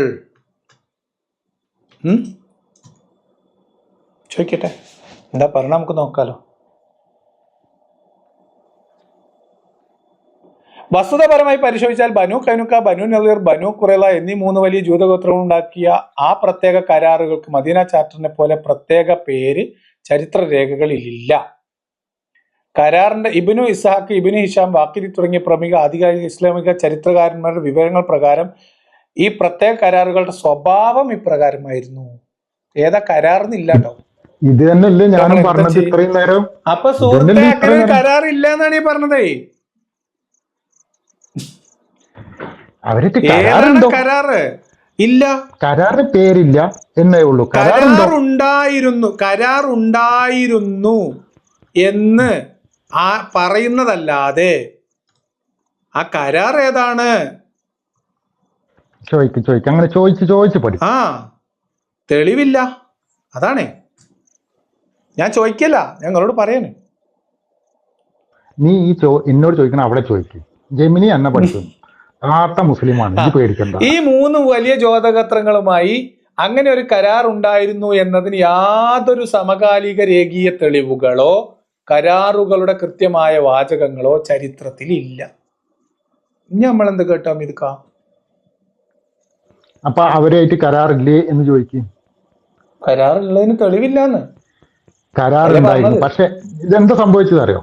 ഇത് മദീന കരാറ്. ഞാൻ ചോദിച്ചത് കരാറുണ്ടായിരുന്നു എന്ന് പറയുന്നതല്ലാതെ തെളിവുകൾ ഇല്ലല്ലോ. ഞാൻ ചോദിച്ചു, നിങ്ങൾ പറഞ്ഞത് വളരെ കൃത്യമായ വസ്തുതാപരമായ ഒരു നിരീക്ഷണമാണ്. ചരിത്രപരമായ മാനദണ്ഡങ്ങൾ വെച്ച് പരിശോധിച്ചാൽ നിങ്ങളുടെ ആ വാദം പൂർണ്ണമായും ശരിയാണ്. ഈ 3 വലിയ ജൂതഗോത്രങ്ങളുമായി, അതായത് ബനു കൈനുക്ക, ബനു നളീർ, ബനു ഖുറൈള അങ്ങനെ ഒരു കരാർ ഉണ്ടായിരുന്നു എന്നതിന് യാതൊരു സമകാലിക രേഖീയ തെളിവുകളോ കണ്ടംപററി ഡോക്യുമെന്ററി എവിഡൻസ്, ആ കരാറുകളുടെ കൃത്യമായ വാചകങ്ങളോ ടെക്സ്ച്വൽ എവിഡൻസ് ചരിത്രത്തിൽ ഇല്ല. നമ്മൾ എന്താക്കും? ഇപ്പൊ ഞാൻ എന്താ ചോദിക്കുന്നത്? അപ്പൊ നീ പറഞ്ഞത് അവരായിട്ട് ഒരു കരാറും ഇല്ല എന്നുള്ളത് അല്ലേ? ഞാനല്ല, ജെമിനിയെ പറഞ്ഞത് തെളിവില്ല. തെളിവില്ല എന്നുള്ളത് എന്താണ് പറഞ്ഞത്? മദീന ചാപ്റ്ററിൽ തെളിവുണ്ടോ ഇല്ലേ എന്നുള്ളതാ. കരാർ അല്ല അവരുമായിട്ട് ഉഭയകക്ഷി കരാറുകൾ ഉണ്ടായിരുന്നു എന്ന് പലരും പറഞ്ഞിട്ടുണ്ട് എന്ന് പറഞ്ഞപ്പോൾ അവരങ്ങനെ പറയുന്നതല്ലായിട്ട് അതിന് തെളിവുണ്ടോ എന്ന് ചോദിച്ചു. അപ്പൊ ജെമിനി പറയണു അതിന് തെളിവില്ല, അതിന് ചരിത്രപരമായ എവിഡൻസും ഇല്ല. സാധാരണ നമ്മൾ മറ്റു കരാറുകളുടെയൊക്കെ പോലെ കരാറുകളുടെ ടെക്സ്റ്റുകൾ വിശദീകരിക്കുന്ന ടെക്സ്റ്റുവൽ ആയിട്ടുള്ള എവിഡൻസും ഇല്ല. ഇനി നീ ചോദിച്ച അതേ ചോദ്യം ഞാൻ ഇവിടെ ചോദിക്കാണ്. ഏതാണ് ആ കരാർ? ഒരു മിനിറ്റ്, ഇനി ജെമിനി ഇതെങ്ങനെ കൺക്ലൂഡ് ചെയ്തെന്നേ പറഞ്ഞുതരാം. നിങ്ങൾ പറഞ്ഞതുപോലെ ഒരു കരാർ ഉണ്ടായിരുന്നു എന്ന് പിൽക്കാല ചരിത്രകാരന്മാർ പറയുന്നു എന്നതല്ലാതെ ആ കരാർ കൃത്യമായി എപ്പോൾ ഒപ്പിട്ടു, അതിലെന്തൊക്കെ എഴുതിയിരുന്നു എന്നതിന് യാതൊരു വിധ പ്രമാണബദ്ധമായ തെളിവുകളുമില്ല. അല്ല, ഇതെല്ലാം പിൻകാലത്ത് എഴുതിയതല്ലേ? ഇപ്പൊ ഈ എന്താണ് നമുക്കിപ്പോ മദീന ചാപ്റ്റർ നമ്മളെ കയ്യിലുണ്ടോ? മദീന ചാപ്റ്റർ ഒറിജിനൽ വേണ്ട സുഹൃത്തെ, ഒറിജിനൽ വേണം ഞങ്ങളോട് ചോദിച്ചോ, ഞങ്ങളോട് അതിന്റെ കാർബൺ മദീന ചാപ്റ്റർ എന്നുള്ള പേര് മാത്രമേ നമ്മുടെ മുന്നിലുള്ളൂ. അതിലുള്ള ഫുള്ള് കരാറുകളൊക്കെ പിന്നീട് ചരിത്രകാരന്മാർ എഴുതുന്നതാണ്. സത്യത്തിൽ ഈ പേര് പോലും ആ കരാറിൽ വരുന്നില്ല. ഈ കരാറിന്റെ പേര് പോലും ആരും ഈ 3 ഗോത്രങ്ങളായിട്ടുള്ള ഉണ്ടാക്കിയ കരാറിൽ വരുന്നില്ല. ആയിക്കോട്ടെ സുഹൃത്തെ, മദീന ചാർട്ടർ പോലെയോ, ഒരു മിനിറ്റ്, മദീന ചാർട്ടർ പോലെയോ, അഖബ ഉടമ്പടി പോലെയോ, ഹുദൈബിയ സന്ധി പോലെയോ, അതല്ലെങ്കിൽ അതിനുശേഷം ഒമാനിലേക്കും അവിടെ ഇവിടേക്കും ഒക്കെ ആളുകളിലേക്ക് കത്ത് എഴുതിയിട്ട് മോതിരം വെച്ച് ഒപ്പിട്ട് കത്തയച്ചതിന്റെ രേഖകൾ പോലെയോ ഏത് തെളിവുള്ളത്? പ്രമാണബദ്ധമായ തെളിവുണ്ടോ? ഇല്ല. ഇത്ര സുഹൃത്തെ ഞാനും പറഞ്ഞിട്ടുള്ളൂ. ഇങ്ങനെ ഇവരുമായിട്ട് അങ്ങനെ ഒരു പ്രത്യേക കരാർ ഉണ്ടായിരുന്നു എന്നതിന് എന്റെ ഉപ്പാപ്പാക്ക് ഒരു ആന ഉണ്ടായിരുന്നു എന്ന് പറയുന്ന വർത്താനമല്ലാത്ത ഒരു തെളിവും ഇല്ല. ഓക്കെ, ഇനി ഞാൻ പറഞ്ഞു ഇതേ ചോദ്യം ഞാൻ ബനു നദീർ ഉൾപ്പെടെയുള്ള വലിയ യഹൂദ ഗോത്രങ്ങൾ പ്രവാചകൻ മുഹമ്മദ് നബിയുമായി ഒപ്പുവെച്ച പ്രത്യേക കരാർ ചരിത്രത്തിൽ സുൽഹ് ഒപ്പ് എന്ന പേരിലാണ് പൊതുവെ അറിയപ്പെടുന്നത്. മദീന ചാപ്റ്റർ കംപ്ലീറ്റ് ചെയ്യട്ടെ. മദീന ചാപ്റ്റർ വിപുലീകരിക്കുന്ന മുമ്പോ അല്ലെങ്കിൽ അതിന് സമാന്തരമായോ ഉണ്ടാക്കിയ പ്രത്യേക ഉഭയകക്ഷി സമാധാന കരാറായിരുന്നു ഇവ. ഈ പ്രത്യേക കരാറിലെ പ്രധാന വ്യവസ്ഥകൾ വരെ ഇവിടെ പറയുന്നുണ്ട്. പ്രധാന വ്യവസ്ഥകൾ ഇവയായിരുന്നു: പരസ്പര സുരക്ഷ, മുസ്ലിങ്ങളും പറഞ്ഞു. അല്ല, തെളിവ് എന്ന് പറഞ്ഞാൽ ഇതിനൊന്നിനും തെളിവില്ല. നീ പറയുന്നതൊക്കെ ഈ പണ്ഡിതന്മാര് പറയുന്ന തെളിവേ നമ്മുടെ മുന്നിലുള്ളൂ. പണ്ഡിതന്മാരെ എഴുതിയത് മതിയേ. അതിന് ഒരു കരാറുണ്ടായിരുന്നു എന്ന് പറയല. ആ കരാർ ഇതായിരുന്നു, ഇന്നതായിരുന്നു, അതിന്റെ വ്യവസ്ഥകൾ ഇതായിരുന്നു, ഇന്ന ആൾക്കാരൊക്കെയാണ് ഒപ്പിട്ടത്. ഞാൻ ഇവിടെ വായിച്ചില്ലേ? ജെമിനി പറയണല്ലേ? അപ്പൊ ഇത് നിന്റെ അടുത്തും ജെമിനി അല്ലേ പറഞ്ഞത്? ഒരു മിനിറ്റ്. ഇതൊക്കെ തന്നെയാണ് എന്നോട് ആദ്യം പറഞ്ഞത്. അതിന് ഞാൻ ഡിപ്ലോമസി ഒഴിവാക്കിയിട്ട് വസ്തുനിഷ്ഠമായി തെളിവിന്റെ അടിസ്ഥാനത്തിൽ മറുപടി പറയാൻ പറഞ്ഞപ്പോ ജെമിനി സത്യസന്ധമായിട്ട് തത്തമ്മ പറയണ പോലെ പറഞ്ഞു. ഞാനും കൂടി തത്തമ്മ പറയാൻ നല്ലോണം തപ്പി നോക്കി. നിങ്ങൾ ചോദിക്കും. ഞാൻ പറഞ്ഞ പോലെ ഞാൻ പറഞ്ഞ പോലെ ഇത് കംപ്ലീറ്റ് ചെയ്യട്ടെ. ഡിപ്ലോമസി ഒഴിവാക്കി. ഒരു മിനിറ്റ് ആദ്യങ്ങൾ വായിക്കും തീർന്നാൻ. പരസ്പര സുരക്ഷ.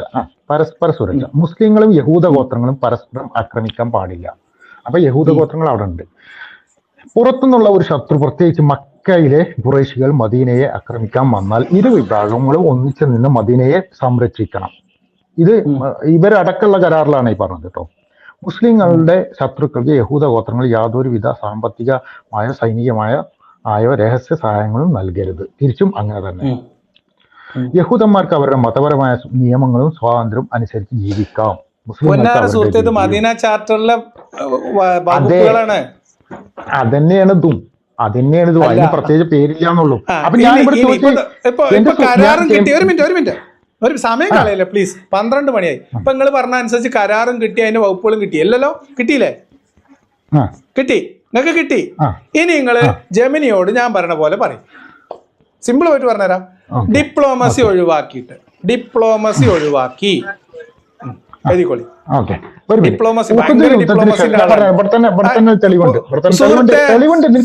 തെളിവാണ് വേണ്ടത്. നിനക്ക് തെളിവാണ്ട്. ഇതിന് ലംഘിച്ചതിന് കൃത്യമായി വിവരിക്കുന്നുണ്ട്. താരിഖ് അൽ അയ്യൂബി ചരിത്ര ഗ്രന്ഥം. പ്രമുഖ ചരിത്രകാരനായ അഹമ്മദ് ബിൻ അബി അയ്യൂബ് തന്റെ താരിഖ് എന്ന പുസ്തകത്തിൽ മദീനയിലെത്തിയ നബി ഓരോ യഹൂദ ഗോത്ര തലവന്മാരുമായിട്ടും പ്രത്യേകം എഴുതി ഒപ്പിട്ട കരാറുകളെ കുറിച്ച് വ്യക്തമാക്കുന്നുണ്ട്. നമ്പർ 2 കിതാബുൽ അംവാൽ അബു ഉബൈദ് ഇസ്ലാമിക രാഷ്ട്രത്തിന്റെ ആദ്യകാല കരാറുകളും സാമ്പത്തിക വ്യവസ്ഥകളും രേഖപ്പെടുത്തിയ ഈ ക്ലാസിക് ഗ്രന്ഥത്തിൽ പ്രവാചകൻ യഹൂദരുമായി ഉണ്ടാക്കിയ സമാധാന ഉടമ്പടികൾ വരികൾ ഉദ്ധരിച്ചിട്ടുണ്ട്. ചുരുക്കത്തിൽ മദീന എനിക്ക് തെളിവും ആളുകളെയൊക്കെ കിട്ടിയിട്ടോ. ഇനി നീ ആ പേരന്റ് അടിച്ചു കൊടുത്താൽ മതിയെ. ഇനി ആ പേരന്റ് അടിച്ചു കൊടുത്താൽ മതി. ഇല്ല, പറഞ്ഞുതരാം. അത് എനിക്കും ഉറങ്ങണം. തീരുമാനാക്കിട്ട് എന്റെ കെട്ടിയോൾ ഇങ്ങനെ വിളിച്ചിരുന്ന നിനക്ക് മനസ്സിലാവില്ല. ഓക്കെ, ഒരു മിനിറ്റ്. തെളിവുകളുടെ കോലം, നിങ്ങൾ പറഞ്ഞ തെളിവുകളുടെ കോലം താരീഖുൽ അയ്യൂബിയിൽ കൃത്യമായ തെളിവുകൾ രേഖപ്പെടുത്തിയിട്ടുണ്ടല്ലോ എന്ന് ഞാൻ ജെമിനിനോട് പറയാട്ടോ. ചോദിക്കാണ്. ഒരു തെളിവില്ലാത്ത ജെമിനിനോട് ഞാൻ ചോദിക്കണം. അപ്പൊ പറയണത് അറിയോ? താരീഖുൽ അയ്യൂബി അല്ലെങ്കിൽ അയ്യൂബി ഭരണകാലത്തെ ചരിത്രരേഖകൾ പരിശോധിച്ചാൽ പ്രവാചകന്റെ കാലത്ത് മദീനയിലെ ജൂതന്മാരുമായി ഉണ്ടായ കരാറുകളെ കുറിച്ച് പുതിയതോ കൃത്യമായതോ ആയ യാതൊരു തെളിവുകളും അതിൽ ലഭ്യമല്ല. നമുക്ക് സ്ക്രീൻ വേണം. ഒരു മിനിറ്റ് സ്ക്രീനിൽ കാണിച്ചു തരാം. അതെന്താന്ന് ഞങ്ങൾക്ക് പറഞ്ഞുതരാം. നിങ്ങൾക്ക് ഞാൻ അതൊക്കെ പറഞ്ഞുതരാം. ആൾക്കാർക്ക് കാണാൻ വേണ്ടി അത് ഞാനിവിടെ കാണിക്കാണ്. വായിച്ചോളൂ. ഇപ്പൊ നിങ്ങൾ താരീഖ് എന്താണ് താരീഖുൽ അയ്യൂബി അല്ലേ? ഒന്നാമത്തെ പറഞ്ഞ തെളിവില്ല, അതിലുണ്ട് എന്നല്ലേ ഇപ്പൊ നിങ്ങൾ പറഞ്ഞത്. കിടക്കും ജെമിനി പറഞ്ഞത്. ചോദിക്കട്ടെ, ഞാനും ചോദിക്കട്ടെ. അങ്ങനെ ഞാൻ ചോദിക്കാം. എനിക്ക് സമയമില്ല. ഞാനും ചോദിക്കാം.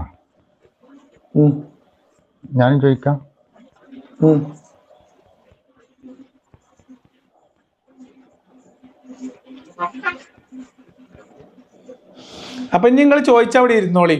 നിങ്ങൾ ചോദിച്ചിട്ട് നിങ്ങൾക്ക് നിങ്ങളെ ജെമിനി തന്ന, നിങ്ങൾ ജെമിനിയോട് എത്ര ചോദിച്ചാലും ജെമിനി തിരിച്ചു മറിച്ചും പറയും. ജെമിനിയോട് പറയേണ്ടത് ഡിപ്ലോമാറ്റിക് ആയിട്ടുള്ള മറുപടി ഒഴിവാക്കി വസ്തുതാപരമായി തെളിവുകളുടെ അടിസ്ഥാനത്തിൽ തരാൻ പറഞ്ഞാൽ അപ്പൊ ജെമിനി തൊള്ള തുറന്ന് ഉള്ളത് പറഞ്ഞുതരും കേട്ടോ. അപ്പൊ അങ്ങനെ അത്ര ഉള്ളു കാര്യം. അമിത് കങ്ങൾ പോയി ഉറങ്ങിക്കോളിയും. ഈ കരാറ് 4-5 കൊല്ലമായിട്ട് ഇവിടെ ആൾക്കാർ തിരഞ്ഞുകൊണ്ടിരിക്കുകയാണ്. കിട്ടുകയാണെങ്കിൽ നിങ്ങൾ ഒരിക്കൽ കൂടി ഈ വഴി വരും. അങ്ങനെ ഒരു കരാറ് നിലവിൽ ഉള്ളതായിട്ട് യാതൊരു ചരിത്ര രേഖകളും തെളിവുകളും അത്തരം ഒരു കരാറിനെ സംബന്ധിച്ചില്ല. എന്തിനാണ് ഈ കരാറിലേക്ക് പോകുന്നത്? കരാറിലേക്ക് പോയാൽ ഈ കൂട്ടക്കൊലയെ ന്യായീകരിക്കാൻ വകുപ്പുണ്ടോ എന്ന് നോക്കാം. കിട്ടിയാൽ പോലും ഒരു മിനിറ്റ് എന്താ പറയാ, അത് ഉണ്ട് നീ പറയുമ്പോൾ എല്ലാ കാര്യം തീർച്ചയായും ഇതിലുണ്ട് ഉണ്ടോന്ന് ഞാൻ ചോദിച്ചു. താരിഖുൽ അയ്യൂബിയിൽ ഇത് കൃത്യമായി ഉണ്ടോ? തീർച്ചയായും ചരിത്രകാരനായ ഇബ്നു അസീർ എഴുതിയ അൽ കാമിൽ ഫിത്ത് താരീഖ്, പ്രമുഖ ചരിത്രകാരനായ അൽ അയ്യൂബി എഴുതിയ താരിഖുൽ അയ്യൂബിയിൽ തുടങ്ങിയ പ്രമുഖ ചരിത്ര ഗ്രന്ഥങ്ങളിൽ ബനു നദീർ ഗോത്രവുമായി പ്രവാചകൻ ഉണ്ടാക്കിയ പ്രത്യേക കരാറിനെ കുറിച്ചും പിൻകാലത്ത് അവർ അത് ലംഘിക്കുന്നതിനെ കുറിച്ചും കൃത്യമായി രേഖപ്പെടുത്തിയിട്ടുണ്ട്. മനസ്സിലായി? ഇജ് ഏത് ജെമിനിയാണോ നോക്കുന്നത്? ശരിക്കും കൃത്യമായിട്ട് നോക്ക്. ഇതിലുണ്ട്. നീ ഇല്ലാന്ന് പറയുമ്പോൾ ഇതിലുണ്ടല്ലോ. ഞാനും ജെമിനിയനല്ലേ ഉപയോഗിക്കുന്നത്. താരിഖ് സംഭവം ഇവരൊക്കെ പ്രധാന ഭാഗങ്ങൾ ഇതാ. ആദ്യത്തെ സമാധാന കരാർ. ഓക്കെ, ഞാൻ നിർത്തുകയാണ്. ഞാൻ പിന്നെ എന്തെങ്കിലും കയറേണ്ടതാണ്. ഓക്കെ.